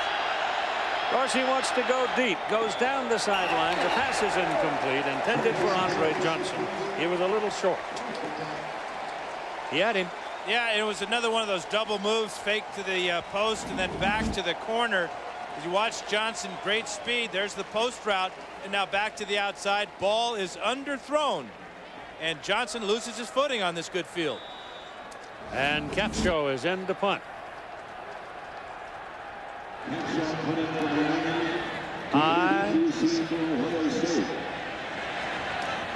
At the 10, ball squirted loose for a moment. What do we have? I think they have a halo violation, but I'm not sure this is a good call. It appeared that the Hurricanes gave Gamble plenty of room to make that catch. Entre Roll was the man closest to him, who's a cornerback. 37-yard punt. Remember, it's a 2-yard halo, and they must have thought that Roll was within that. Violation, halo, 10 yards penalty, first down. Media time. Well, that's what's called as a halo violation. It's a penalty that moves the ball, and it moves it in favor of Ohio State. Carrying the ball, it's Claret. And from the 21-yard line, he's up to about the 23. 20, where do you see in the swing of things here in this ball game? Well, basically, I see an Ohio State offense is doing the same things they've been doing all year. A very conservative approach to the game. And I think you give most of the credit for their success to the offensive line, protecting the football. Then it goes back to Craig Krenzel. When nothing is there, he's not taking any chances. He does not want to create the turnover. He wants to keep that plus turnover margin in this ball game by not doing anything silly. Fortunately for him, he's a tough kid. He's in the shotgun, second down and 9. Now takes off with the ball and breaks the tackle. The second one takes him down at the 25. That would be Jamal Green. Jamal Green right now is matched up against a freshman, Rob Sims, at that tackle position for Ohio State. And you know, Keith, you saw, well, Swanee was telling us about how Ohio State's getting back to what they want to do. Part of what they want to do, as we saw with the play clock in there, is milk that clock all the way down. Now, that was pretty close for comfort that time, but you'll see that they're trying to extend the game, shorten the game by running the play clock down and not snapping it until they are within 5 seconds almost every time. Krenzel is the game's leading rusher. He has 10 carries for 51 yards and a touchdown, and he's back looking for a receiver. Lets it go to the sidelines, has him, throws it right on his hands. No problem with it. He's out of bounds. Michael Jenkins had that foot on the line on the chalk, and he does not get a catch. Yeah, bad awareness of the sideline by Jenkins. He didn't have to jump for this ball. This ball is thrown right about shoulder height. And at 6'5", Jenkins knows, why did I jump up in the air? If I just drag my feet, it's going to be a first down. That right foot is out of bounds. But why did he jump? Andy Groom is in to punt then. 56, 44, and 63 tonight. Got a little pressure there and didn't get all of it. And hooks it out of bounds. So that's his poorest punt of the night. That's also the first time there's been a green shirt in his face. That's 30 yards. And the clock stops at 5:05 to go in the third quarter, and Ohio State sitting on a 10-point lead. Took a lick right upside the head as he crossed midfield and goes down at the 49-yard line. Donnie Nicky hit him. And that will help settle down Ken Dorsey. Good run on first down, winning the battle on first down with the run to McGahee. Dorsey started 8 out of 10. Since then, 6 out of 11 with a couple of interceptions and a fumble. You can pick up 6-7 yards on first down. You're headed toward a win. Second down and 4 here. Buckeyes defense jumping around. Dorsey throws it outside and misses the intended receiver, and there's a penalty flag thrown to the linesman across the way. Ethnic Sands was the man breaking for the ball, but it was well off the mark.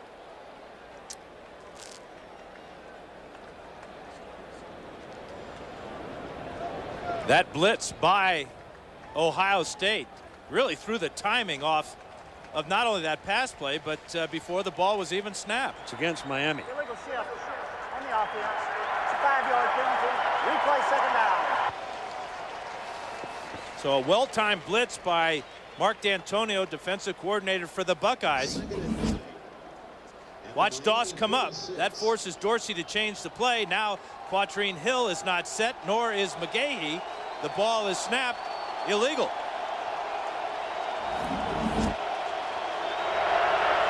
For second down and 9 after that penalty. Down the middle. Caught. Winslow. Just a bullet down the middle of the field, and Kellen Winslow had broken free and makes the catch in front of Fox. Boy, yeah, then you see the attitude of Winslow after the catch, trying to fire his teammates up. Got a lot of that from his daddy, Kellen Sr. Watch 81. Right down the middle of the field. Again, the zone is there. Great adjustment by Winslow to make that catch. And Dan, you also have to love the fact that Winslow got up and got his body in front of a ball. You know, a lot of receivers always want to catch it with their hands. But you and I know, when you throw it into a crowd like that, if you get the body between the ball, you protect it and make the catch. And then you add the attitude. Good package. Run it. McGahee to the outside. They put him on the chalk at the 21-yard line. They give him all the way down to the 21, and that's close to a first down. Well, Kellen Winslow Jr. learned a lot from his daddy through his genes. Kellen Winslow Sr., Hall of Famer, caught 541 catches for the Chargers. And we're going to see 3 of them here that he could catch with 2 hands. Most of the time, he was catching them all with 1 hand. Yeah, I was going to say, what do you do, go through the reel and pick all of the on-the-target throws? Absolutely. And he's down on the field. What an all-time great one. You talk about a security blanket over the middle and somebody that could use their big body not only over the middle but split out wide. And his son has the same traits. Stretch it out. Looks, it's close. It is the first down. Well, and you know what he did at the end of that run, Keith? He knew what he needed, as opposed to earlier in the game when he came up short of the first down. That time, he got it by an inch. Kellen Sr. couldn't stand sitting quietly in the stands anymore. He's called down on the field. Better keep a jersey away from him. Yeah. 21-yard line, first down for Miami on the Buckeye end of the field. Ohio State leading 17-7, and we've got 3.5 minutes to go in the third quarter. McGahee is deep. Dorsey throwing over the head at the intended receiver, way over his head. Johnson was over there, well covered by Gamble, and he threw it in the cheap seats. Tomorrow at 11 a.m. Eastern Time, ESPN's NFL Countdown previews the playoffs. And on Sunday, prepare for the all-days NFL wildcard games, including an interview with Bill Parcells and Jerry Jones of the Dallas Cowboys.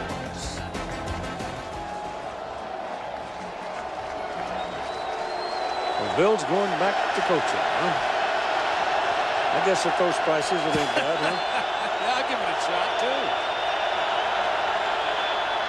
Quickly in the middle. Caught again by Winslow, and he's close to the 15-yard line with it. Matt Wilhelm, the big guy at 6'5", 245, got a hold of him. Showing the hands that his daddy displayed many times over the middle. Look at him reach out. This is a tight end. Now he's more like a wide receiver, but he is quite a weapon. Only a sophomore. Miami has had some great tight ends, and this man's son definitely stepping up into that. Well, that fellow Shockley that played there for a little while was pretty good. And Bubba Franks, too. But again, Miami has to use a timeout. And it comes at 2:44 to go in the third quarter. And they have 2 timeouts remaining. Important to get the right play called, the right timing. But if you remember back to the first half, Miami used 2 timeouts. That gave them just 1 when they got the ball back with a minute to go, and really couldn't mount any type of hurry-up offense to get even a field goal at the end of the first half. Tight game like this, you want to have all those timeouts at the end of the game.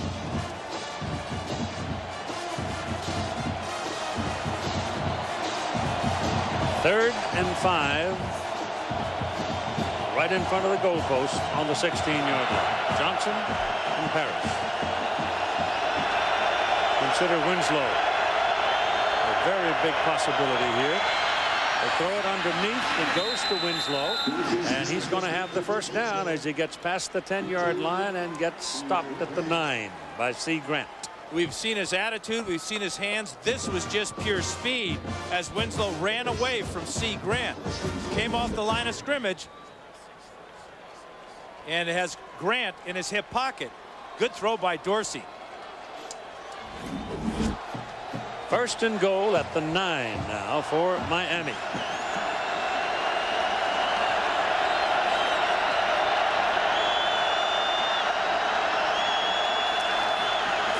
McGahee to the outside.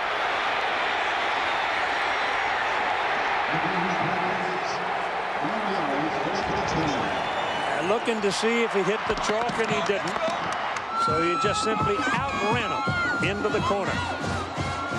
So close to getting to the sidelines and going out of bounds, but carrying that 220 pounds with almost the speed of light, it seems, the time he gets in there. Well, he hits off the left side, doesn't like it there, and there is your speed of light all the way to the end zone, and it's not even close for Ohio State stopping him. And the kick is good by Todd Severs, and it is now a 3-point lead for the Ohio State Buckeyes as Miami comes back to score the touchdown. Titled after what he just did. You know, there's speed and then there's speed, and he's got football speed. You see, he's got 28 touchdowns now. And Keith, what Miami did on that drive is they went to their playmakers, Winslow and McGahee. Yep. Weren't having any success getting the ball to their wide receivers, but the tight end over the middle and the patience of Dorsey paid off. That ball is kicked beyond the field of play. Ohio State had a first and goal at the 6. Lost the ball on an interception, got it back, came away with 3, and now Miami takes it and goes down and scores the touchdown.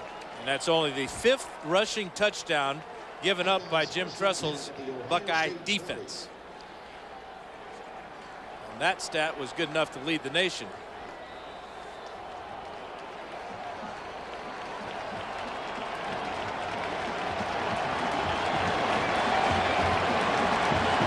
Alex Stepanovich will come in at center now. He's been in and out with Mango getting some playing time. Claret lines up at the deep back.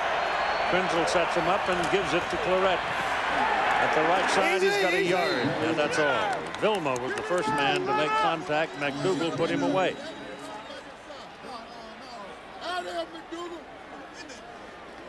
Well, they don't even give him a yard. They put the tail end of the ball almost touching the 20-yard line.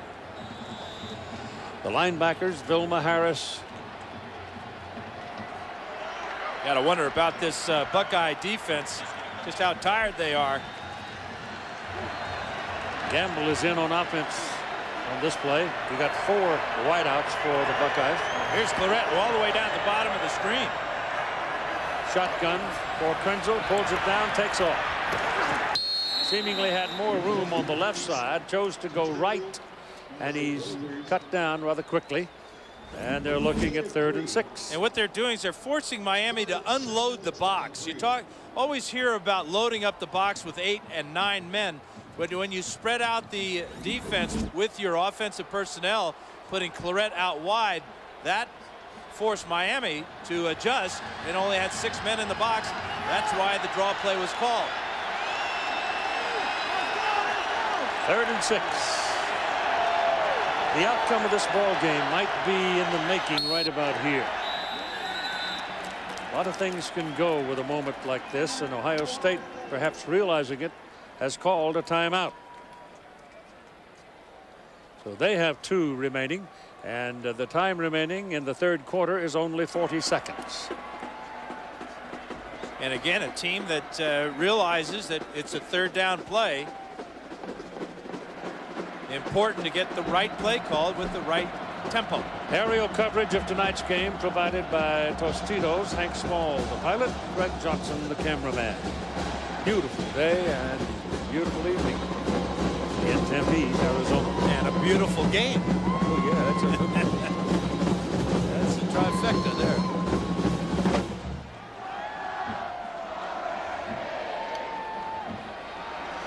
Miami gets rolling downhill, though. Oof. It's hard to stop it. And right here could be a very, very big play in this ball game. Buckeyes can pick up their 1st down and keep possession and give their defense a little more resting time. It's very important. Miami forces Ohio State into a punt here unless Andy Groom comes up with another one of his 63-yarders. They should get pretty good field position. And Krenzel only has 3 completions on the evening out of 11 throws, Keith. Yep.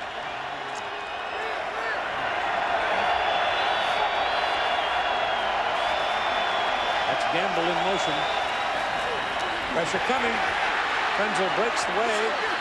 Pressure's coming, chasing him down, and he's going to keep the ball and be taken down by Andrew Williams, and that will bring up the punt. Again, it's immediate pressure by Jerome McDougal, 95. That forces Krenzel out of the pocket, and now it's the speed. There is Andrew Williams, 99, and D.J. Williams coming up along with Sykes.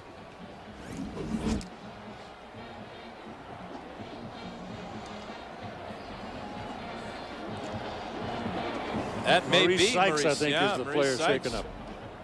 It's on the sidelines. Official timeout for injury. The play resumes after a gain of 2.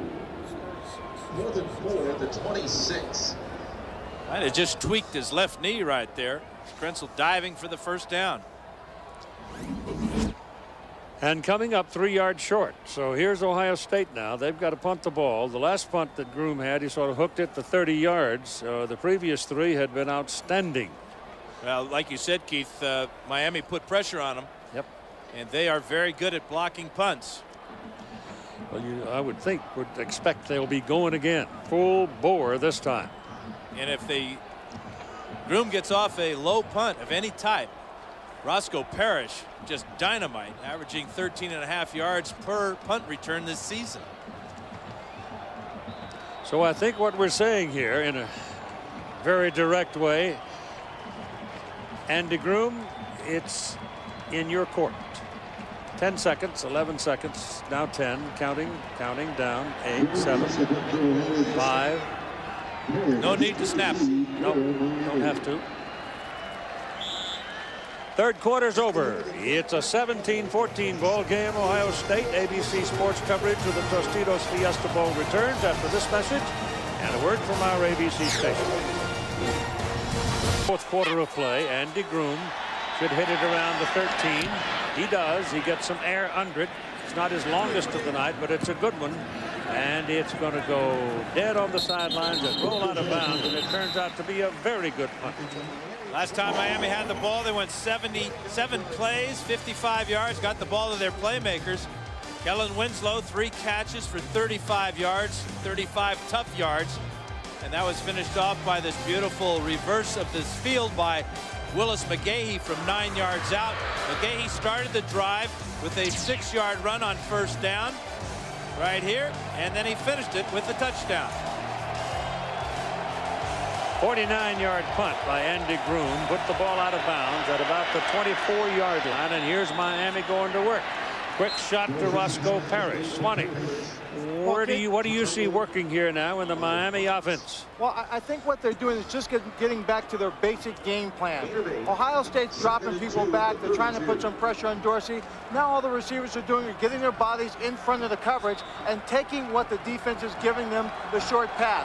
First, make the catch. Don't worry about trying to break a tackle or make a big run. Then if you turn upfield and you've got some space, take advantage of it. Second down and 2. They run for it, and they get it with McGahee. And they had to coattail him because he was close to getting out of the pack. He takes the ball across the 40 to the 41. And Keith, if he breaks out of the pack, nobody on this Ohio State defense is going to catch him. He displayed his speed the last time when he reversed his field and took it in untouched. Look at the moves here. Now the power. Explosion, you hear that term all the time. It's speed, it's quickness, but most important, it's intensity. Let's see if they go back to him. Yep. And he's got daylight. And he's going to get it up to about the 40, close to the 45. Well, how do you win 38 games and only lose 1? Well, you perform well in the 4th quarter. Remarkable stat right there. No interceptions for Dorsey. He's been bounced around a few times tonight. He fumbled once. He threw 2 interceptions in the first half. But now we are in Dorsey time.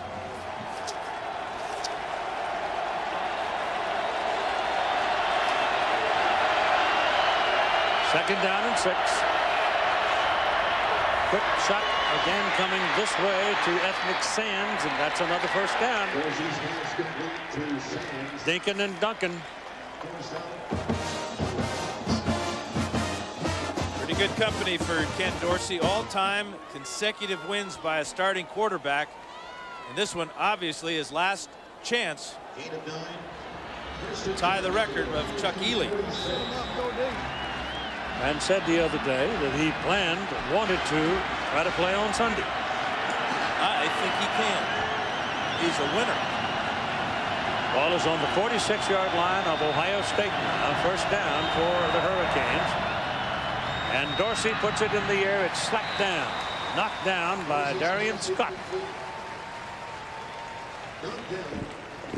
That's the best play in a long time for the Buckeye defense. Darian Scott, recognizing the short 3-step drop of the quarterback, got his hands up in the air and snuffed that ball out. What an athletic move by Darian Scott.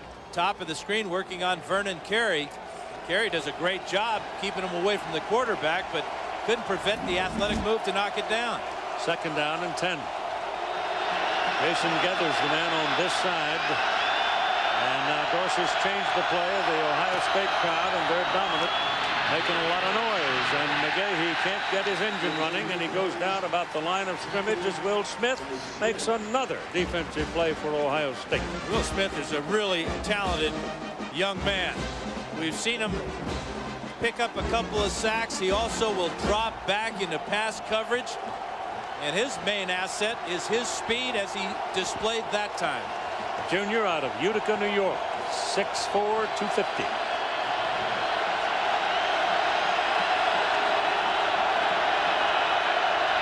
Third and 10. Shotgun. Dorsey a lot of time. Pass thrown in the middle. Pass is caught by Winslow. He's past the marker. First down, Miami. And what a shot Winslow took.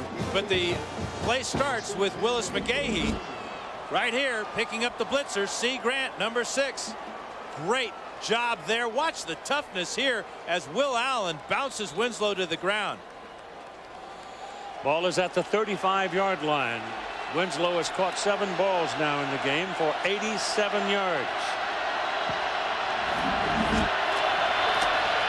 Dorsey again, a lot of time to the corner, incomplete. Running under it, short of it, Roscoe Parrish, Dustin Fox covering. But the pressure of Ohio State is forcing Dorsey to throw the deep ball too long. his timing is off on the deep ball. He's throwing it too flat. He's not putting enough air under the ball and allowing his speed receivers like Parrish and Johnson to adjust to the ball. The ball's just coming out too flat and too far.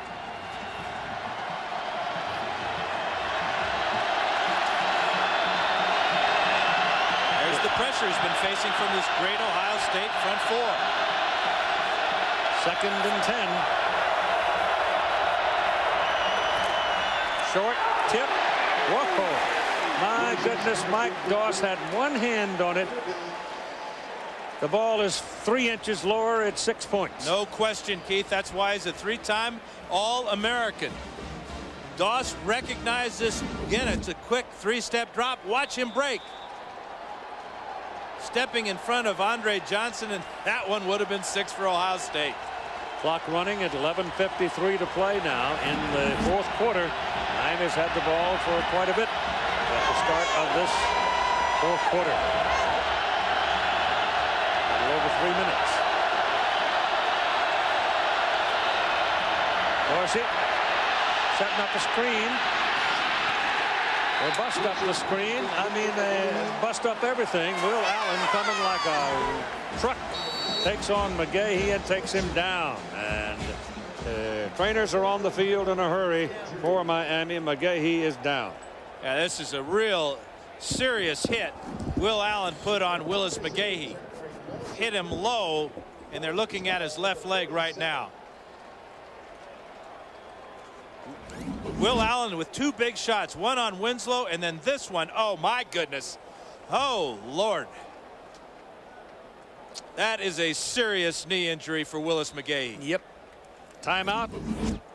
We'll be back.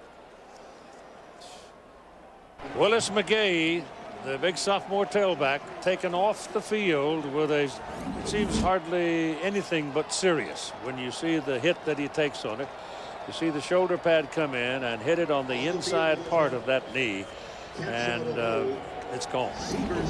Clean hit by Will Allen, but a devastating injury for Willis McGahee. Here we have now a 54-yard field goal try by Todd Sievers. It's no good. His longest in his career had been 53 yards at Florida. That one was just a little bit out of the zone. You know, Keith, obviously Miami needed those points to tie the game, but psychologically right now they are really going to be challenged. That injury happened in front of their bench. Their star player is done for the evening.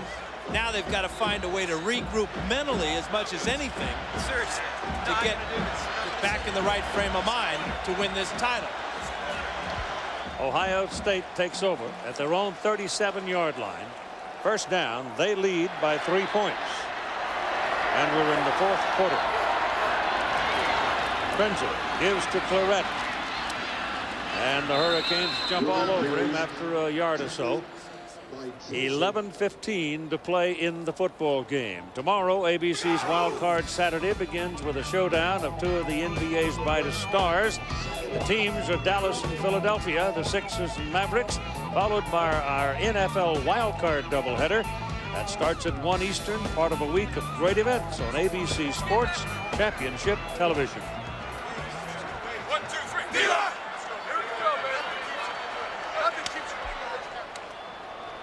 You got 4 wideouts, 5 wideouts now as they flex a tight end. And it's 2nd down, and Krenzel's pass short of the first down marker to Michael Jenkins. Jenkins drops his shoulder and pounds it and gets the first down. Only a 2nd catch of the night, only the 4th completed pass of the night for Craig Krenzel. But finding Michael Jenkins, who has made so many big plays for the Buckeyes, especially in the 4th quarter, along with his quarterback, offensive line almost did a good job until Matt Walters drops the QB on his wallet. Well, these 2 guys hooked up to win the Wisconsin game and obviously in that Purdue game. Saved that one. Yep. First down. Ball at the 48-yard line.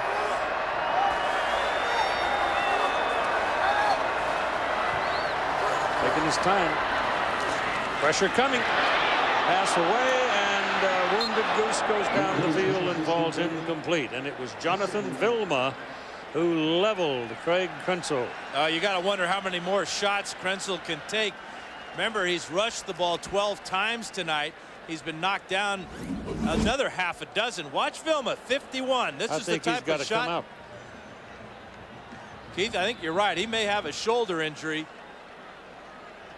He's coming over the sideline very slowly, but he is off the ground and now to the ground. Ooh, tough guy. Drew Carter has gone into the ball game now. He's a wide receiver. Play clock running way down. Real slow getting to the line of scrimmage. Not going to make it. Yeah, I guess they did. Barely. And Florette fights for a couple of yards, getting it close to midfield. I was surprised. I thought that Krenzel was coming out that time because he really took a lick from Vilna. He may have wanted to, you know, but the coach just sent another play in there. Didn't send a substitute for him. How about Krenzel? Very judicious with his completions tonight. One in each quarter. Here's that shot by Vilma, 51. Well, the fact that he got turned a little bit by the other contact may have helped him. He'd have gone down just flat on his back. With Vilma on him, I don't know. Throwing bullet, pass caught, 40-yard line. First down to Chris Gamble. He is tough, and he's on his way someday to being a doctor. He may need a doctor. Yeah, he's been sacked 31 times on the year. This time the offensive line does a good job. Still gets a couple of nudges there from Miami. But look at Gamble stepping in front of Glenn Sharp there, shielding him away from using his body to shield the defender away from the ball. Boy, 23 hits on the turf 21 times. Uncle. This is the guy, though, that his teammates named the offensive MVP for their season. 13-0 season. Florette wiggles through. He's been close a couple of times to getting away, but they got him again with a hip pocket. And here's Todd Harris. Well, Keith and Dan, you pointed out how tough he is and how smart he is. Check this out. He's a molecular genetics major at Ohio State. And let me just read you a question from his molecular genetics 701 final, and you guys can answer this one. How do humans having linear chromosomes avoid losing vital genetic information at the chromosomes ends during the DNA replication? You think that over. We'll give you the answer after this play. I know it. Stay in the house. You need pass blocking. That's how you figure that out. Second down and 5. Florette gets loose again. He just kept pounding. He bounced one way, came back the other, and he's going to move the chains at the 27-yard line. Showing extraordinary maturity for a 19-year-old true freshman. Playing high school ball at this time last year, making guys miss, always going forward, and hitting Miami where they've been susceptible right up the middle. And there goes McGahee to the clubhouse. Probably on his way to an x-ray machine, may even be on his way to a hospital. Hang in there, Willis. You'll be back. Terrific young player. On first down, go back to Clarett. This is Ross, Lydell Ross. And let's talk with Lynn Swan for a moment about Willis McGahee. Well, Keith, it's fairly obvious that he has a fairly serious knee injury. Obviously, the medical staff here on the sideline for the Miami team will take him inside as you see him there going on the cart to the locker room. They will evaluate just to what extent that knee is hurt in the locker room, and I'm certainly they'll make sure he'll get an MRI. But there were all kinds of rumors swirling about McGahee. He said he was coming back next year. All kinds of rumors swirling around about contracts being offered by shoe companies to entice him to come out. That will not happen now. Nope. It's second down, 12. Krenzel lets it go down the middle. It's incomplete, and that's good. Barn Childress, Bam Childress was into trying to make the play over the middle, and good coverage by Miami. Here's Michael Jenkins. He's going to clear things out and let Childress come down over the middle. But as you said, Keith, the coverage here by Kelly Jennings is really exceptional as he breaks on the ball, gets that left hand to knock it away. They close well. They got so much speed, they'll close on you in almost any kind of play. And it's 3rd down and 12. Claret. Wenzel takes off. He's going to take some punishment here. He gets it down to the 25-yard line. And that's going to bring up a 4th down. And here comes Mike Nugent. Nugent has made a 44-yarder tonight.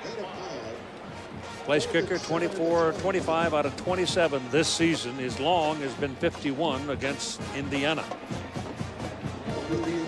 He had a special year in his sophomore year. This is a 42-yarder. Andy Groom holds it, and Kyle Andrews is the snapper. Ball's kick. Missed it. Missed it. Wide right. And Bobby Bowden just shivered.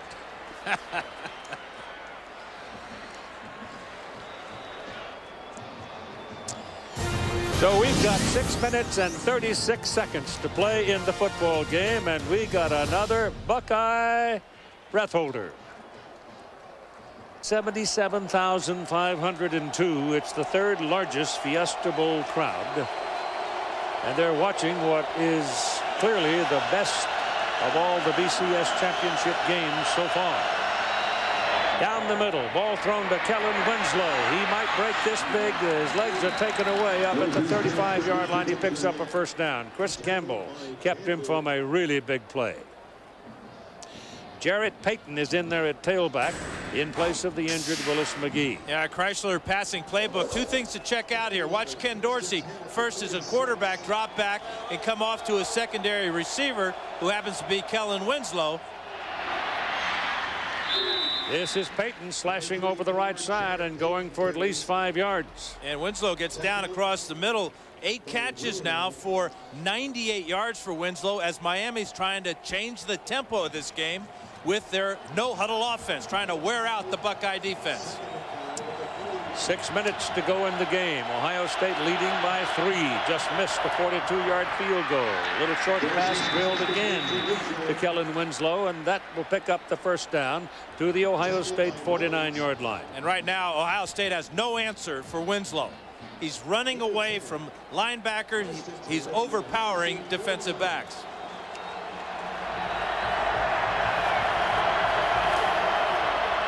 Run it again with Payton.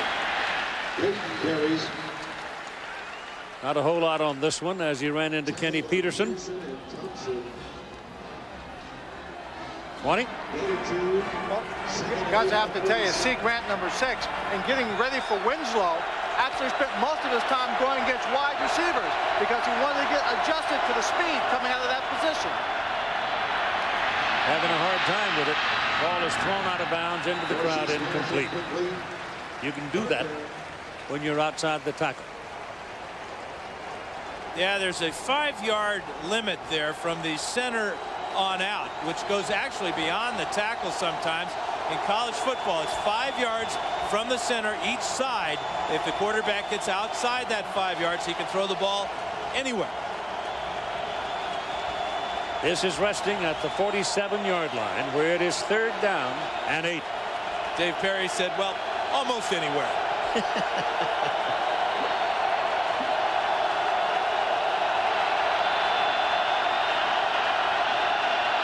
Shotgun, Dorsey. A lot of time. Finally lets it go down the middle. It's caught by Roscoe Parrish, and the ball comes out. And Ohio State pounces on it. The beanbag is down, and the Buckeyes recover it. It's Will Allen with another big play. Donnie Nicky and Dustin Fox combined to knock this ball out of the hands of Roscoe Parrish. Fantastic throw by Dorsey. Parrish just couldn't hang on as the Buckeye secondary converges and knocks it away. And the Buckeyes may have dodged a bullet. Going down to the last 5 minutes. It's 17-14. Ohio State turnovers. Miami is helping them. Well, the 5 turnovers, obviously a season high, but Miami coming into the game only were +2 in turnover ratio. Surprising for a team that's undefeated. It's Claret. Finds a crack. Brought down by Maurice Sykes, who was shaken up a little while ago, but that is a gain from the 18 up to the 23, 5 yards. That looks like and a cramp in his Claret calf. coming out. Yeah. 2nd and 5 at the 23. It looks like it could be a cramp, the way he's walking on it. Yeah. Holding it. Lydell Ross goes in to replace him, the 210-pound sophomore and the fastest, as we told you earlier, of the group. So let's keep an eye on Claret and see what's going on here as they're looking around at the calf. It's not serious, but it still is painful. Oh, it hurts. Ah.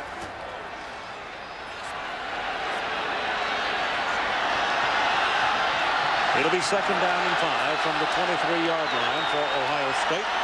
They need to hang on to the ball as long as they can. Krenzel gives it to Ross. And Ross is right about the line of scrimmage as William Joseph meets him. Time to check out our FedEx Air stats. So Miami obviously with the advantage there, as Krenzel has only completed 5 of 15. But Krenzel, as we look at our FedEx ground stats, is the leading rusher for Ohio State with 63 of their 107 yards. Now they figure to put it up on 3rd down and 4 with 4 wideouts and 3:49 and running on the clock. Pressure coming. Krenzel steps away from it. Got a chance at the 1st down. He cut back into the middle of the field. If he'd have gone to the outside, I think he makes it. Here, I'm not sure. Well, you can't fault the effort, though, to lower his head one more time and try to pick up that 1st down. But I think you're right, Keith. I think he's a little bit shy, at least close enough to bring out the chains. Helmet to helmet hit with Maurice Sykes there, but Krenzel finding a way to fall forward and make this close. And he's a big guy. He's 225 pounds. He's not a gimme. He's going to be sore tomorrow. Oh, that's all right if he wins. And the next day. He won't feel it. Oh, he got it.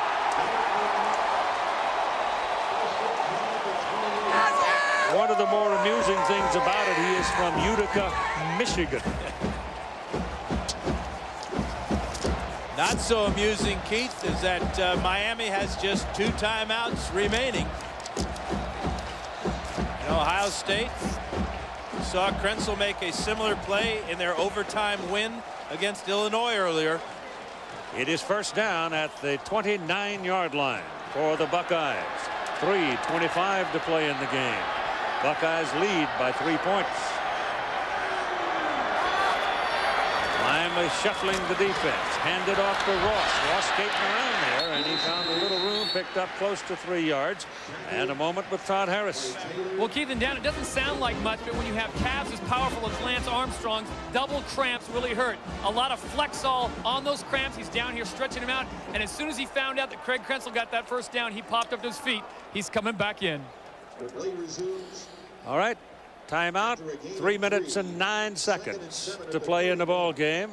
Ladies and gentlemen, we ask you to please. Larry Coker, since he succeeded Butch Davis at the University of Miami, 24-0.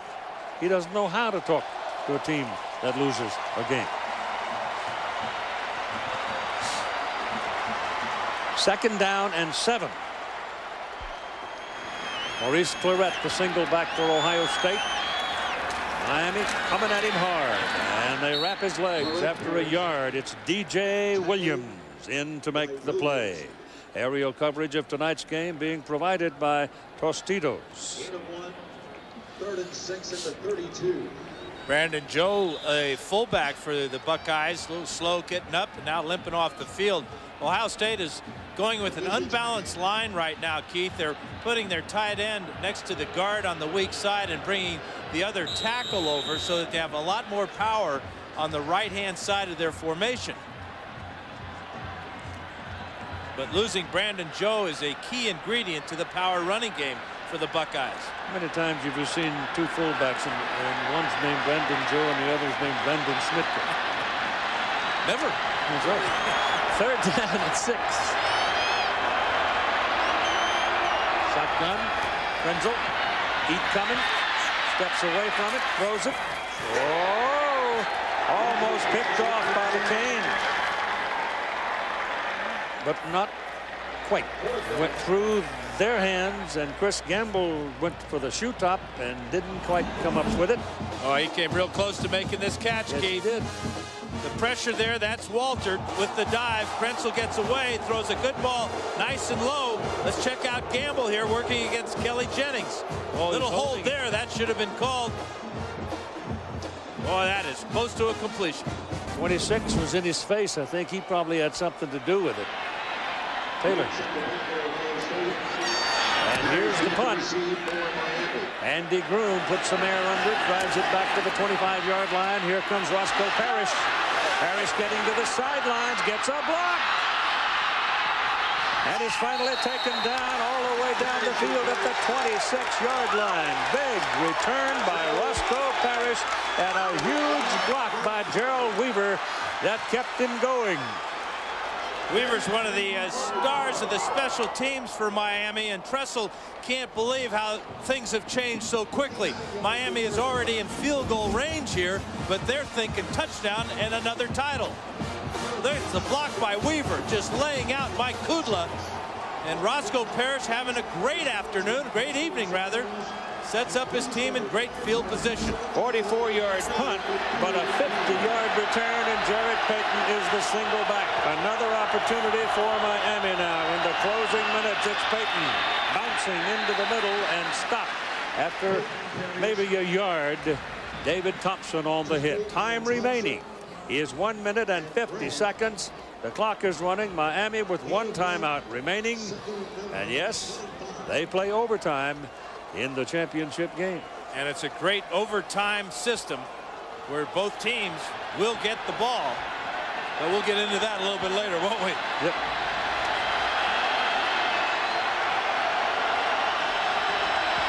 Three wide outs on the left side. Dorsey directing traffic.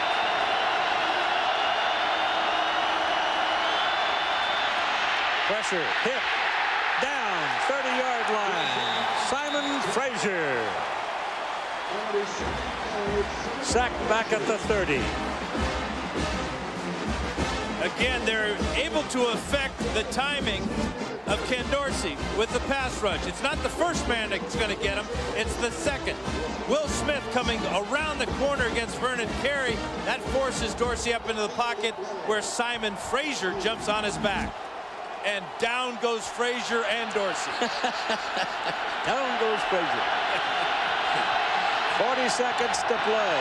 Miami with one timeout. Just to remind you, third down and very long. Dorsey gets it away. Underneath it goes to Jarrett Payton. And Payton struggles inside the 25 to the 23. And that's a brilliant play by Ken Dorsey, facing an umbrella defense with everybody playing deep, preventing the big play. He dumps it off to Payton and sets up his field goal kicker from the 40-yard line. Todd Severs in with an effort to try and tie this game. They came out hustling, and then Eric Winston, a true freshman, told them, hey, slow down. Take your time.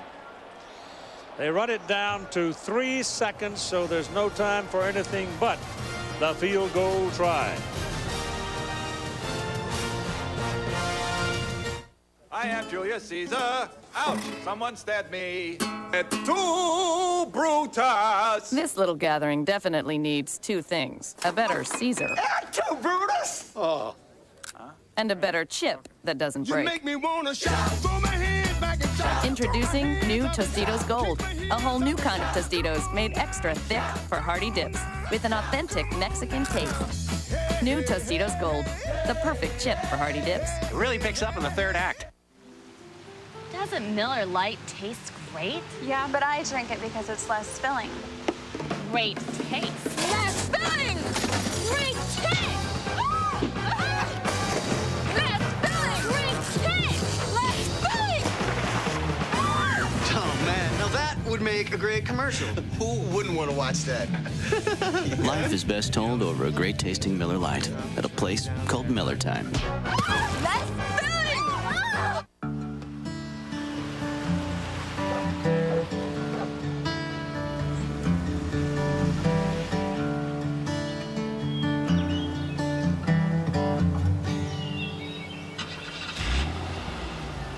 Jeep Grand Cherokee Laredo.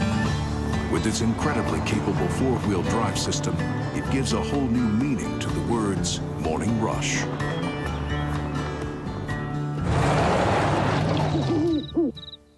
Just practicing for my new talk show. I'd like to welcome our next guest. How'd it go in there?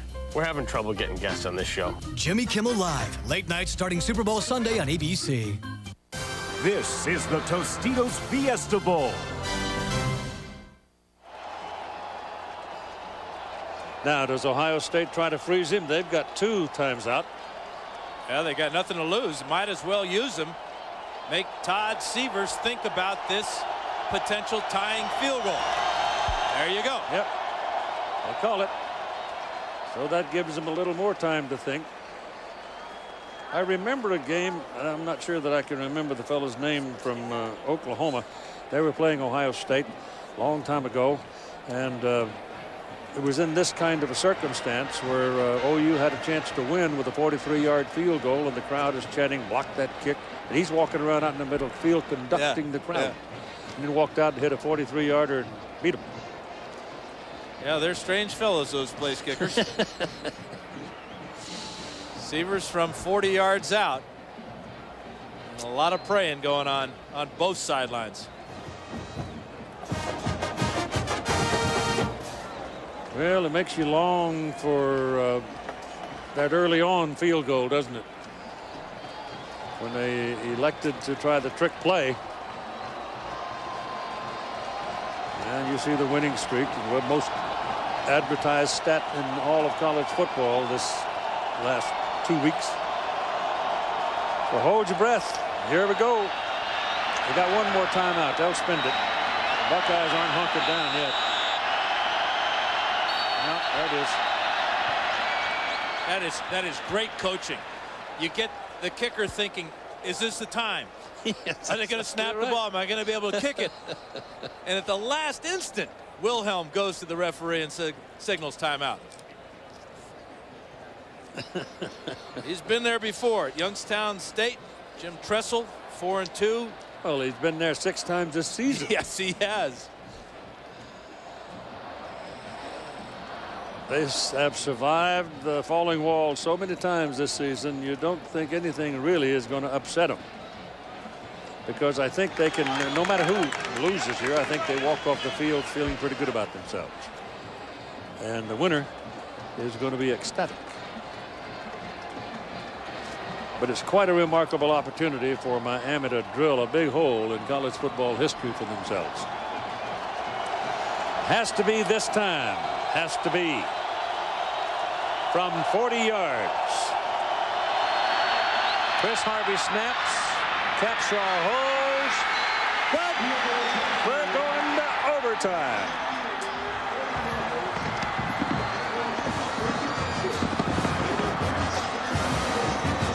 With all the flash bulbs popping in the stands, Todd Severs squeezes one inside the upright.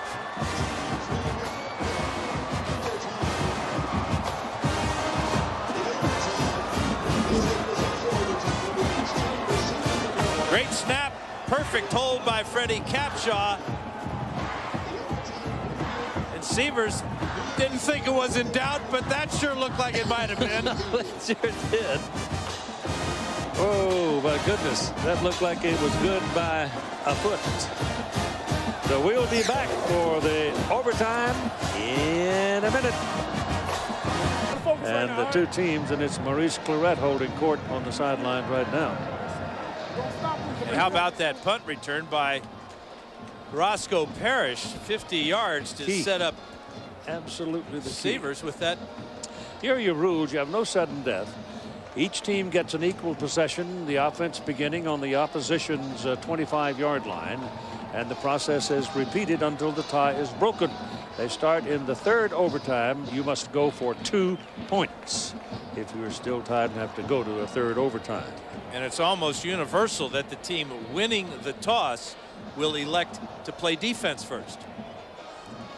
That way they know what they've got to do when they get the ball back. Here come your captains now assembling to come to the center of the field. Ohio State looks like they're going to send out 3. And looks like Ken Dorsey, after cheering on a handful of nails, is going to come out and do it by himself. And the Buckeyes have not been terribly used to overtime games in their history, and this is the first time that we have had an overtime game in the Bowl Championship Series. Miami doesn't have a whole lot of it. In fact, college football teams, generally speaking, don't have a whole lot of time in overtime games. But we had one three-time overtime. Here's Randy Crystal.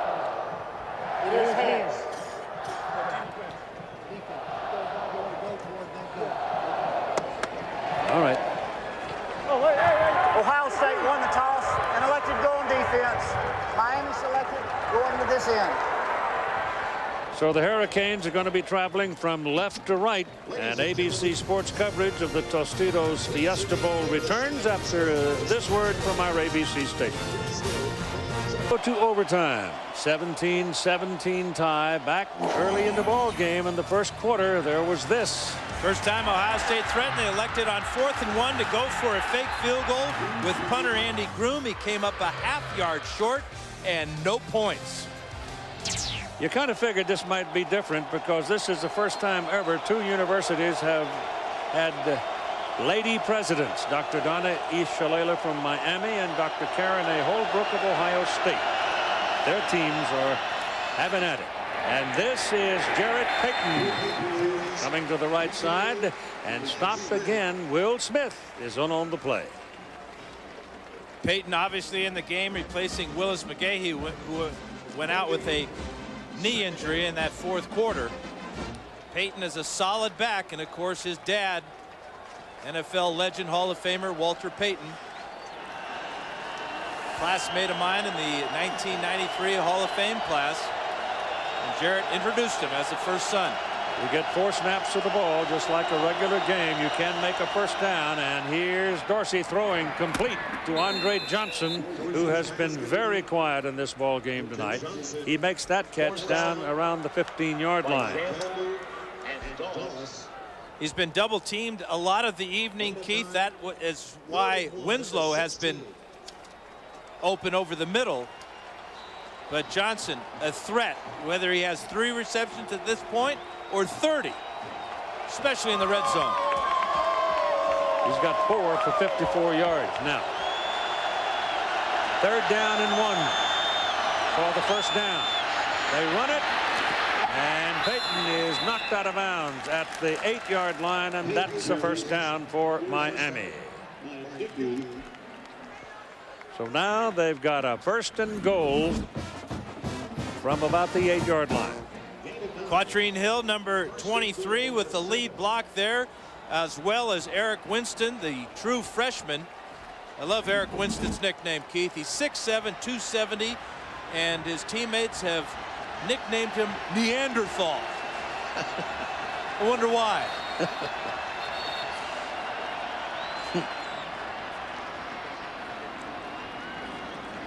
Ohio State calls time.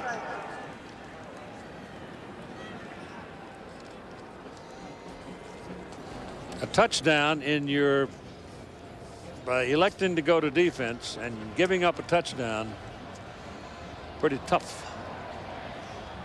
Field goal, yeah, might live with that. Yeah, I think Ohio State realizes that Miami's putting together a pretty good couple of plays here. A lot of options for Miami to go to, especially first down now inside the 10-yard line.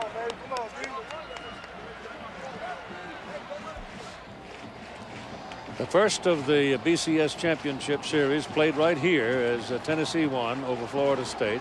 Florida State won the next year in the Sugar Bowl, Oklahoma in the Orange Bowl, and Miami last year in the Rose Bowl. And they won handily in the Rose Bowl against Nebraska.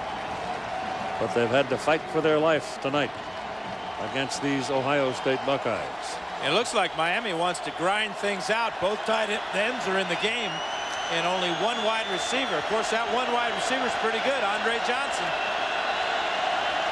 And he's isolated on Fox up here. And they give it to Payton. And he fights his way down to inside the 7 maybe before Matt Wilhelm wraps his big old arms around him. You know who's holding his breath right now? A man named Cooper, who recruited a lot of these Ohio State Buckeyes that are down there on that field. Yeah, 18 of the 22 starters. Yep. John Cooper. John Cooper's fingerprints all over. Yep. Hi, John. There's a few other people holding their breath, too. Well, yeah, several million. But Cooper is directly involved. There's a multiple choice question. Ball is at the 7. Where it's 2nd down and goal. Dorsey throws to the end zone. Touchdown. Kellen Winslow making the catch. There's a penalty flag, I thought, thrown by the back judge at the back of the end zone, but he's talking to the referee now. If anything, it would probably be holding. Pass interference against Ohio State. The Winslow catch is good. Yeah, he picked it, touchdown. Picked it right off the top of Will Allen's helmet, too. Great athletic move. The Buckeyes came with pressure. Dorsey hung tough in the pocket, and Winslow with a remarkable catch. Severs for the point. And he makes it. Again, if you bring pressure on Ken Dorsey, you better get to him because he's tall enough to see over the top. He's experienced enough to know where he wants to go with the ball. Wilhelm and Nicky come up the middle. They're picked up. It's a jump ball for Winslow, and Winslow's going to win every time. And that is Miami's first lead in the ball game since they led 7-0 way back in the first quarter. Allen had his back to Winslow the whole way. That allowed Dorsey to just put the ball up in the air and let his talented tight end take over. Well, the boys who cast their MVP ballots early may be calling for a second go-round. I think that might beat the confetti, those first-round ballots. Could be. 10 catches for Winslow, 115, and that touchdown. Now the Buckeyes will go to work from the 25-yard line. They're down by 7. Krenzel back throwing, steps away from the pressure, takes off with it, going to run with it, and run it for 5 yards before DJ Williams brings him down. Now, the one guy that Miami's got to make sure they keep an eye on is Michael Jenkins. He's the guy that Krenzel is looking for in crunch time. Miami's done a great job on him. He's only got 2 catches. But again, Krenzel only completed 5 passes all night. Dorsey taking charge on the sidelines. Great scene.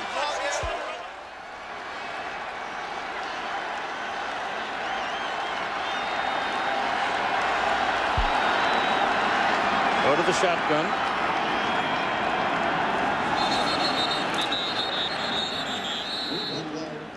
Penalty flag stops it. No play on it. You know, normally that means false start. Yeah, McDougal started, and then Hartsock came out of his stance. False start on the offense. It'll be a 5-yard penalty and remain 2nd down. So they go back to the 25 with that 5-yard penalty. Watch McDougal right here. Here's Hartsock.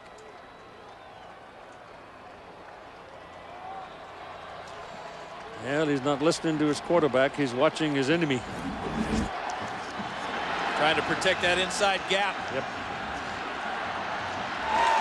So it's 2nd down and 10 from the 25.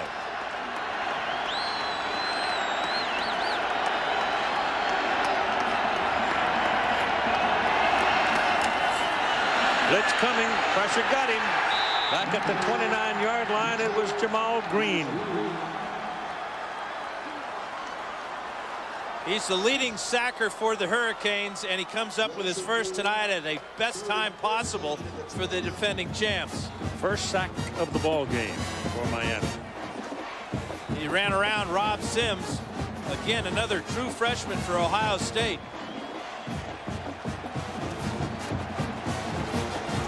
How big is that penalty now? Big.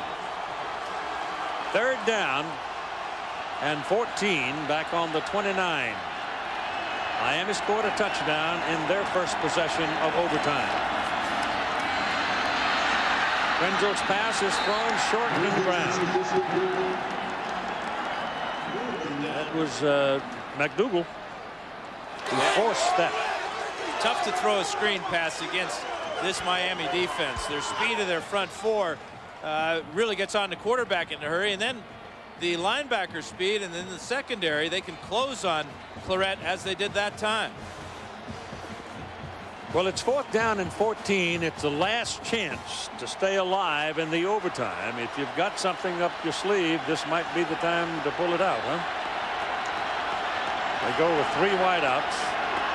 You got 2 protectors back there for Krenzel. Now one of them runs away, Claret. Krenzel steps up and goes to the sidelines, and that's good for a first down. Caught by Michael Jenkins.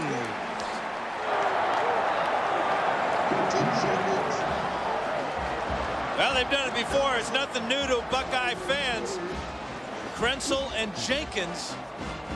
4th and 14. Are you kidding me? Great pass protection for Krenzel. Great read by the receiver. And the quarterback is Glenn Sharp, number 31, is totally turned around here. Watch Jenkins, though, when he looks down. Where are my feet? Because he got burned a little while ago when he wasn't aware of a catch on the sidelines that he had a foot on the chalk. So it's first down for the Buckeyes, just outside the 12. Krenzel steps in the middle, throws to the end zone. No. Intended again for Jenkins, covered by Taylor. Again, it's that matchup that Miami wants. Sean Taylor, who's normally a safety but has cornerback skills, will come over from his safety spot here, take Jenkins man for man, and prevent Krenzel from having a good angle to squeeze this one in. No place for Krenzel to throw it because 26, Taylor, had the inside. Jenkins is not out there. Then I would be looking for Chris Gamble over the middle. He came off the field. Here goes Krenzel. He's at the 5-yard line, and he is hammered. He took a wicked shot to the head, and he went down hard on his back. Taylor and Vilma hit him, and he gets up. Keith, that's 2 huge hits by Vilma. 51 right in the middle of the screen. Watch him send Krenzel backwards. Whoa. How does Krenzel get up from these shots? These are 2 guys drilling him. 2 big guys. Taylor, Vilma. It's 3rd and 3 from the 5-yard line for Ohio State. 3rd and 3. They must score a touchdown to stay alive in the overtime. Krenzel sees a little hole. Now he slides out. Now he throws. And it's incomplete. Taylor knocked it away from Hartsock. Taylor's having an unbelievable night tonight. He's got 2 interceptions, 11 tackles. He was victimized by Maurice Claret, who picked his pocket after one of his interceptions. But you can just see how smart he is as a safety, reading the quarterback and then breaking on the ball. Miami has called this timeout. It is another 4th down for Ohio State. 4th down and 3 for a first down. 4th down and 5 for a touchdown.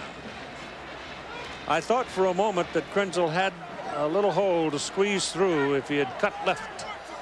But then I saw Vilma step into it, and so did he, and he went the other way. What's that thing about valor? Yeah. There's always tomorrow, next season. Well, the good news for Ohio State is this big guy right here. It's Michael Jenkins. He looks like he's going to go back in the lineup. We got one-on-one. I'm going to have to hit you right on you. Okay. No thinking about it. You got a slant. So Jenkins is going to run a slant, and Krenzel talking to his tight end, Ben Hartsock. If you have man-on-man coverage, look for the ball. First look will be to Jenkins on the slant route, but Hartsock could come up big here tonight. Well, he did once this season in one of those knuckle busters they had. He stepped up and made the catch and won the game. Had a TV catch against Cincinnati and one against Wisconsin, but none tonight. There is Hartsock right there. Claret's up there as a wide out too. The ball goes into the end zone and it is incomplete. Intended for Gamble. Now there is a penalty flag thrown. Hold on. Hold the phone. Everybody comes running down on the field. You got to get off because there's a penalty flag thrown, and I think it's against Miami. And if it's thrown in the end zone, the ball will be placed on the 1-yard line. 1st and goal. Glenn Sharp trying to cover Chris Gamble, and he may have arrived a tad too soon. Randy Crystal. Pass interference. Yep.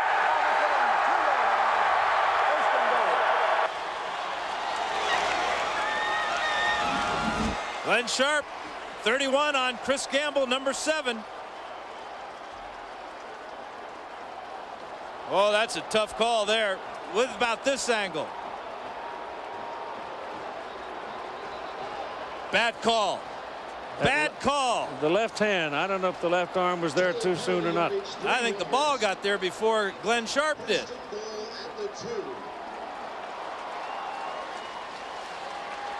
Well, he waved it incomplete and then threw the flag. Boy, Gamble had a chance to make the catch before contact was made by Sharp.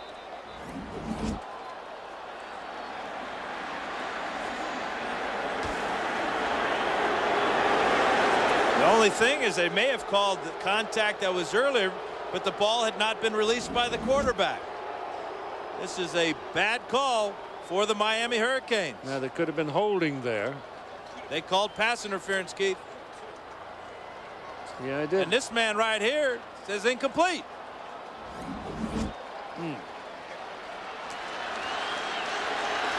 So it is 1st and goal for Ohio State. They'll try to run it. And they're having a little problem with that early on. They get back to the line of scrimmage. Claret carrying it. Here's Lynn Swann. Well, Keith, when Miami thought they had won, Sean Taylor, number 26, the safety, had thrown his helmet up in the air, and all the pieces came apart.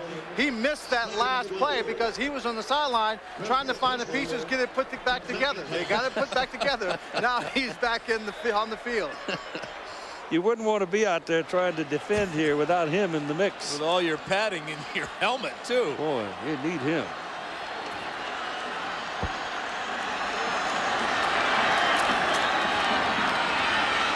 Pounded in the middle. It's short. Well, you'd like to see Claret get airborne down there. Trying to go up over the top. He decided to go low and came up short. Jim Tressel's 49 years old and just really his 2nd year at Ohio State. I don't know how many seasons like this you can go through, Jim. The legions will be diminished. Trenzo sneaking touchdown. So a kick will tie it, and we'll go around again. And Keith at center was a true freshman, Nick Mangold, who led the way along with Bryce Bishop and Shane Olivier over that right side. Good patience by Krenzel to find a crack and get in for the score. Nugent for the point. I don't need to tell you anything about this. Just watch it.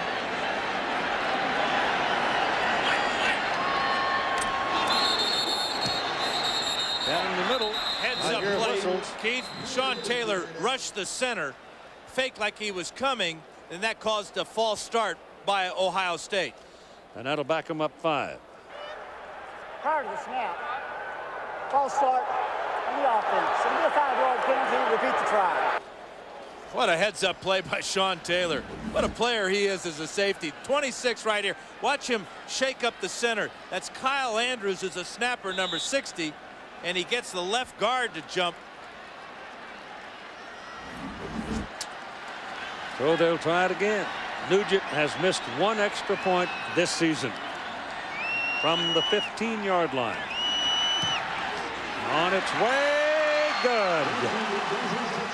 Phew.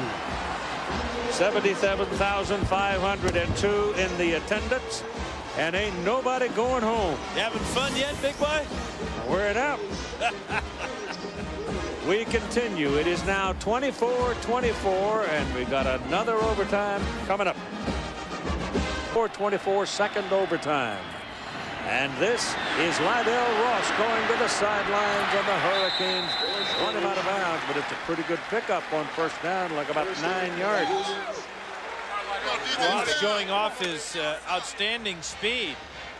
Paid for it, too, as a tough tackle there by D.J. Williams. But Ross picking up 9 yards. Second and 1 at the 16. He's coming out now. Kind of holding the right shoulder, looks like.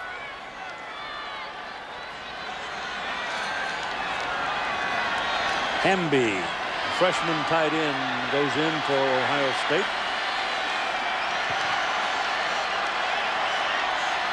Single back is Claret.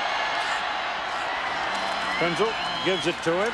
He's looking for some daylight, and I tell you, there's some quick Miami people that got there that time. That was Roger McIntosh. Just locked his legs. We both saw the same thing, Keith. A hole on that left side. Claret saw it too. He can't believe how quickly McIntosh closed. Starting here and then coming back. Watch McIntosh, number 50. Just keep Claret at the line of scrimmage. It's third down and 1. Claret's carried 22 times tonight for 42 yards. Ooh. Not quite 2 yards per carry. Well, let's see here if he can get it this time. No, Krenzel will do it himself, and he just jumps right on the hip pocket of the center, and Bryce Bishop, and he rides along with him and has the first down at the 11-yard line. Alex Stepanovich back in at center for Krenzel, who has now rushed 19 times for 80 yards. Well, you know, Stepanovich is he's a wide body. He's 6'4", 310 pounds, from Berea, Ohio. He's a junior. They're all juniors all the way across that offensive front for the Buckeyes. So they're coming back. First down at the 11. Krenzel wants to pass. Now does, and has it completed. Down to the 5-yard line to Michael Jenkins. Maurice Sykes defending. Buckeye offensive line. All those juniors you're talking about, Keith, are doing a pretty good job now of keeping Krenzel upright. He's got time to find Jenkins on the crossing route, and then a sure tackle by Maurice Sykes keeps Jenkins from getting in the end zone. Taylor was there, but he looks a little tender, doesn't he? Half step slow. Yep. Second down from the 5. Claret. Touchdown.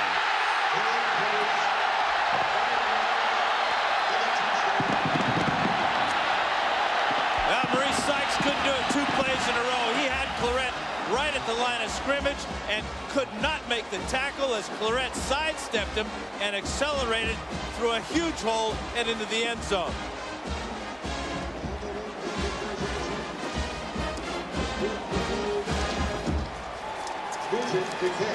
Here's your extra point try now for Mike Nugent. Whoa, that snap was low and hard, but the kick is good. Handled well by Andy Groom. Check out the touchdown by Maurice Claret. Sometimes you got to make the first guy miss. Well, the first guy is going to be number 36, Maurice Sykes. Fine job by Clark. There's the broken tackle. There's the touchdown for Ohio State. The down block is excellent by Ryan Hamby. And then Claret staying low, keeping those legs driving, getting the 6 points. And he's carrying about 227 pounds, 28 pounds when he goes in there slamming away. So he is a tough trip. It is now first down for Miami as Ohio State leads 31-24. And it goes to Jarrett Payton. And Payton has trouble getting back to the line of scrimmage and does not. Remember, the Hurricanes are without Willis McGahee. He suffered an injured knee. And Keith, Miami, curiously, had 2 tight ends in the game there. Thought that they could maybe pound the ball a little bit. Now they take out Eric Winston and bring in Roscoe Parrish. 2nd down and 11. Ohio State has the lead in this second overtime by 7.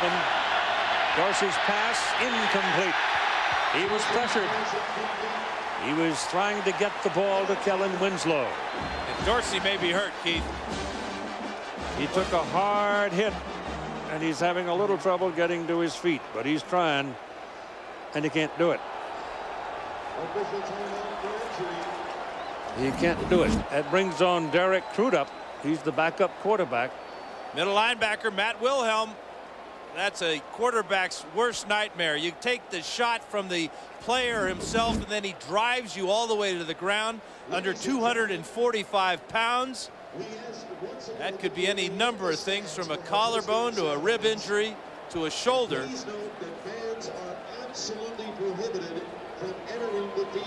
So not only is McGahee out of the game, now Dorsey is going to have to go out on this 3rd down and 10. He looks like he was just had his bell rung. Maybe had the wind knocked out of him. He's got to go out of the ball game, though, whether he's injured or not. And he is totally deflated, if nothing else. Yeah, the big thing will be, can he raise that right arm and can he throw the ball? Bigger thing is Derek Crudup now will come into the ball game with very little experience. Sophomore from Deerfield Beach, Florida. Played some last year in the backup role, but he's never been in a bigger moment than he's entering right now. But the key is, what about Dorsey? If Crudup can do something on 3rd down and 10 to get him a 1st down. There's only 2 plays left for Miami unless they get a 1st down. And Crudup back and throws the ball is caught by Hill, the fullback. And Quadrin Hill moves it down for a good 8 yards before he was belted out. Maybe 7 yards. That's a remarkable play. Hill has not touched the ball yet tonight. Crudup comes in, 5-step drop, fires the ball out there. Great play by Crudup and Quadrin Hill, as Ohio State now is going to call time. Or rather, Miami's going to call time. Yeah. And it's Dorsey walking around over there. He's got his wind back. And apparently he's convinced he's all right to play, and he's talking to the coaches, talking to the doctors. And apparently the medical folks have said, okay, go ahead.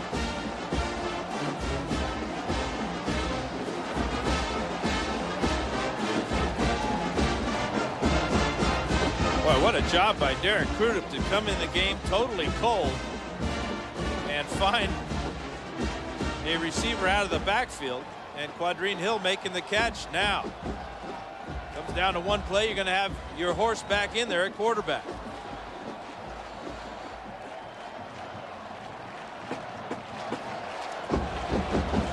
And a lot of weapons for Ken Dorsey to look at.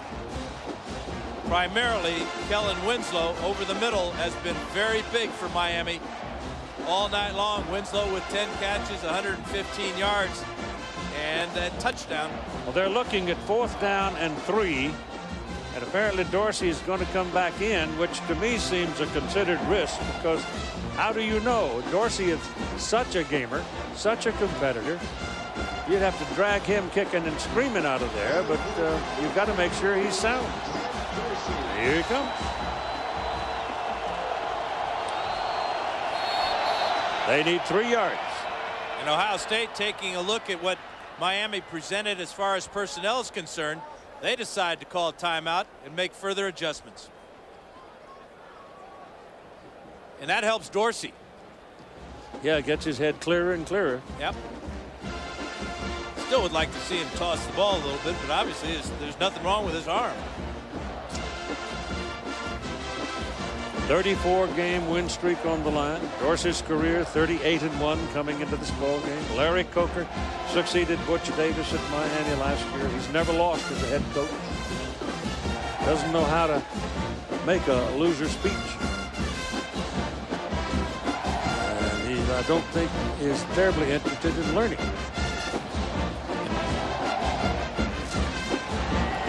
We're in overtime, the second overtime. Ohio State scored. Claret banged it in from 5. 31-24 the score. Miami has 4th down and 3 to get a first down and stay alive. It's not really a question of scoring right now. What you want is 3 yards. 3 measly yards, and they're going to come with 3 receivers to the wide side of the field as Winslow is at the tight end spot right here. I would say he would be the man. Dorsey's pass, good. They've got the first down. Down at the 10-yard line, it was Winslow, and there's a penalty flag. Hold the phone. Late flag after the play, Keith. Winslow was down. On the play, a gain of 7. Face mask, 5-yard penalty. Gain was sufficient for a That first puts down. him on the 5-yard line. I think Dustin Fox is the guilty player for Ohio State. But Winslow so quick out of the break, gets his head around, ball is thrown perfectly right to the numbers, and watch Fox come up. And just that right there, boy, that looks like more than just a 5-yard penalty. They put the ball down on the 6, right on the 6. And it's first and goal for Miami. Dorsey throwing. End zone, no. Penalty flag. A little bit late coming. Hey, he was digging in that back pocket. Couldn't get it out the first time, but Chris Gamble has the pass interference on Andre Johnson. Yeah, but Chris Gamble benefited by that same flag from the same official down the other end of the field in the other overtime. Didn't he ever? He's just going to reach out and grab Johnson. Look at the power of Johnson to swim to the inside. Gamble was trying to take the inside away by his alignment, and Johnson just too powerful. Now they put the ball at the 2-yard line. Johnson has only 1 catch in the second half and in these overtimes.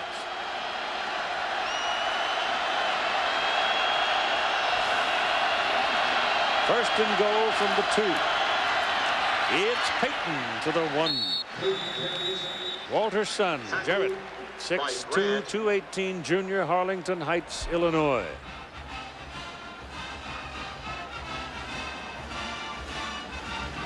There have been 187 plays on the field between the two teams tonight. And Gamble,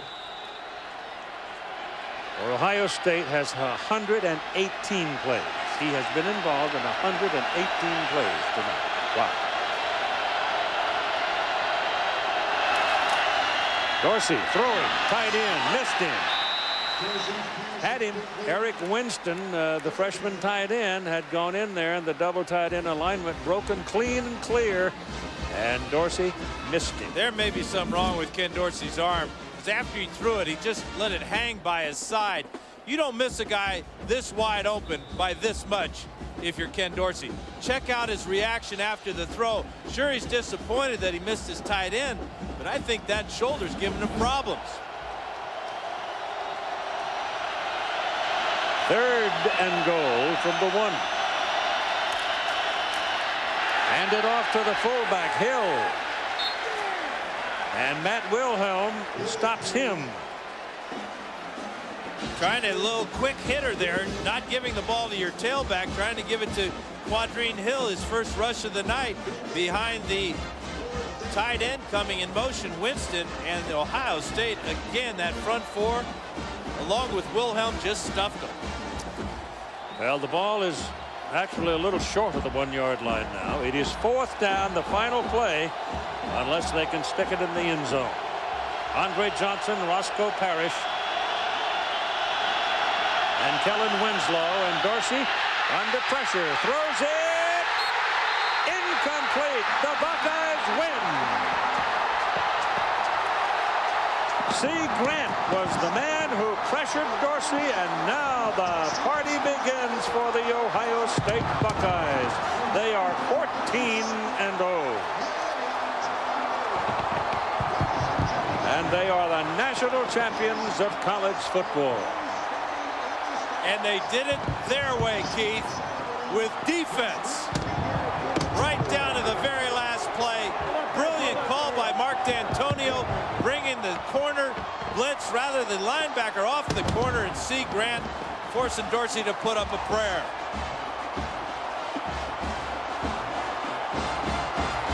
The tough guy of the night, Krenzel. Craig Krenzel, quarterback, Ohio State. Threw the ball, he played. Threw the ball 21 times, only completed 7. He ran the ball 19 times for 81 yards, and he scored twice. And he's got a million bruises to show for it. It was the tackle of Wilhelm on Dorsey that may well have been the big play defensively for Ohio State, because Ken Dorsey is less than whole right now. It was a tremendous blow, drove him into the ground. He went out of play, as he has to under the rules, came back and didn't quite seem himself. C. Grant is number 6, totally unblocked, grabs Dorsey and throws him to the ground, and Donnie Nicky's there to make sure that no Hurricane comes up with his catch.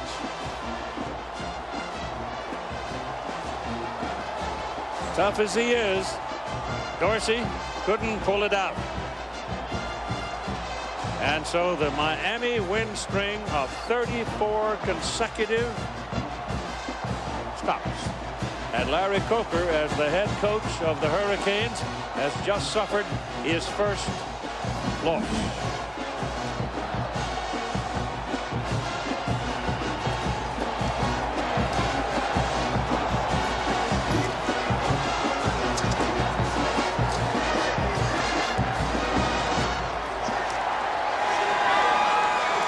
Jim Tressel, 18 years at Youngstown State, 15 as the head coach, 4 1AA championships.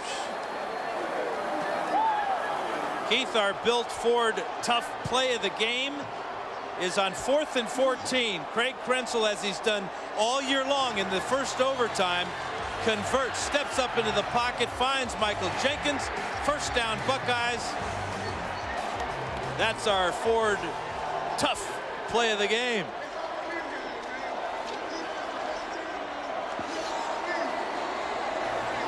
So the celebration is on for the Buckeyes. We'll be back with final thoughts and the trophy presentations after this. Tonight was the same thing. Defense, defense, defense. And finally, Claret goes in for the winning touchdown in the second overtime. And 31-24 is your final score. So rest easy, Woody. The new man has arrived.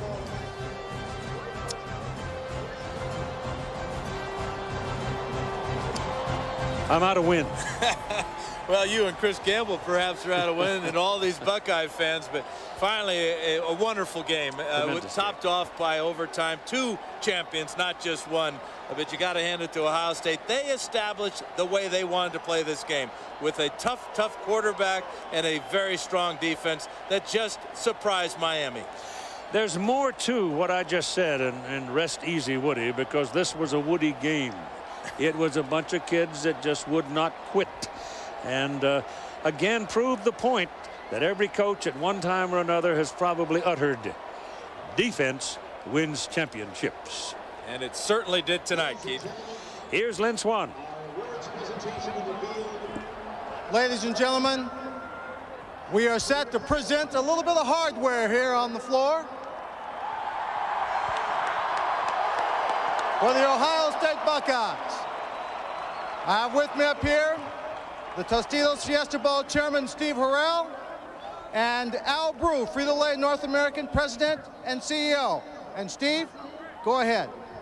On behalf of our 3,000 volunteers and the families from Frito-Lay and Tostitos, we'd like to present the Tostitos Fiesta Bowl Championship Trophy to Coach Jim Tressel and the Ohio State Buckeyes.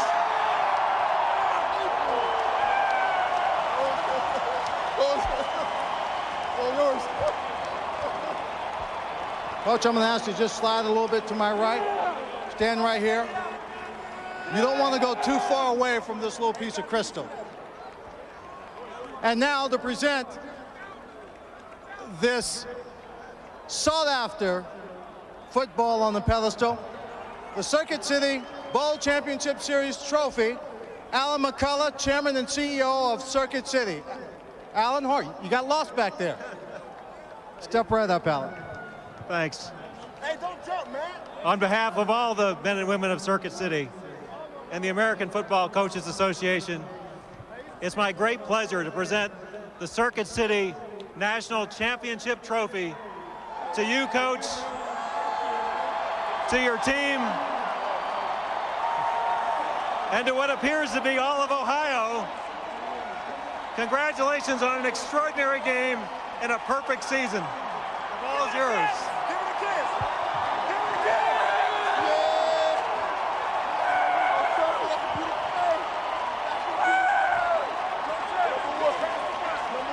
Coach, be careful. now, I know you trust this football team, but you want them to be extra careful with that piece of glass. Congratulations on a tremendous victory, and you did it your way. Hard fought in the trenches. I tell you what, we are so proud of these young men. These 13 seniors.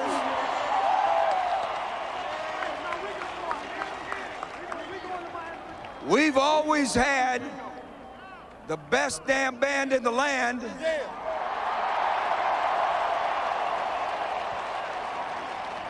Now we got the best damn team in the land. I want to bring in Michael Doss. Michael, come on over here. You know, on the college landscape, there are a lot of players who will look at those big dollar signs and decide they wanted to leave college. You stayed at The Ohio State University for just this very moment. Yeah.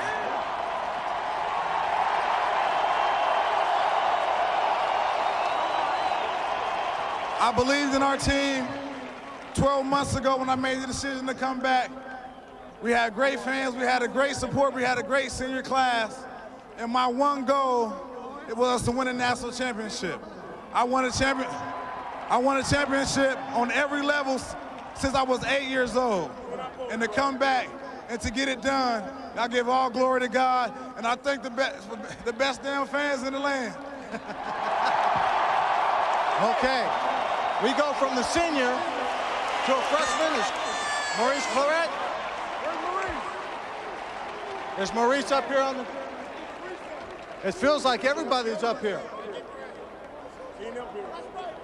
All right, he's not here. Well, I want Kringel. Where's the Kringel? He was here a minute ago. Here you go. Craig, congratulations. That was a guttiest performance. When the running game wasn't working quite so well, when you couldn't get the ball down the field, you took the game in your own hands and on your own legs, made some tough yards for your team. You know, that's the way it's been all year for us. We have 10 other players on the field giving outstanding effort every play. And, you know, sometimes certain things aren't working and we got to go to others. And, you know, it's no different than what we've done all year. We made plays in the close games when we had to. Congratulations to you. A great effort by the Buckeyes, a great team effort. Now let's go over to John Saunders. John? All right, Swanee, thanks a lot. And we can sit here and wax poetic about the game, but the bottom line is this. This is one of the best experiences that we or any of these fans could have seen. And this Ohio State Buckeye team did something no one in the building, even some of their fans, I would think, expected.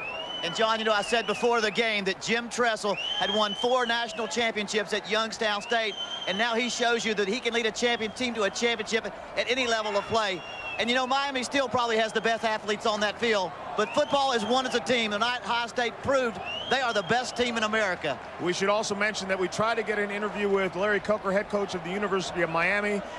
It was tough for him, but he said no thanks. Right now, let's return to Lynn Swan, who's standing by with the outstanding freshman, Maurice Claret. John, thank you very much. Maurice, a good job running the football tonight, but maybe the play of the game wasn't a run carrying the football, but going after the Miami player and stripping him of the football after he got the interception. Tell us what was going through your mind. I just like to thank Coach Spence, because Coach Spence always talking about when somebody have the ball and you got to turn into a defender, always try to strip the ball. And I just listened to Coach Spence and came through. Tremendous job. Well, that will go down as probably one of the great plays in bowl history. Thank you very much. John? Swanee, thanks a lot. As I mentioned, it is a privilege for us to bring you any type of games. This one was an extra special privilege. And keep this in mind as well. The BCS, this is the 5th national championship game in the BCS. And for the 5th straight year, a different conference has won the championship. Only the Pac-10 has yet to win. So once again, from here in Tempe, Arizona, we say goodnight as we put the cap on the end of a terrific college football season. For Keith Jackson, Dan Fouts, Todd Harris, Lynn Swan, and Terry Bowden, I'm John Saunders. Once again, the final score, 31-24 in 2 overtime possessions. ABC Sports is online at ESPN.com. Keyword ABC Sports.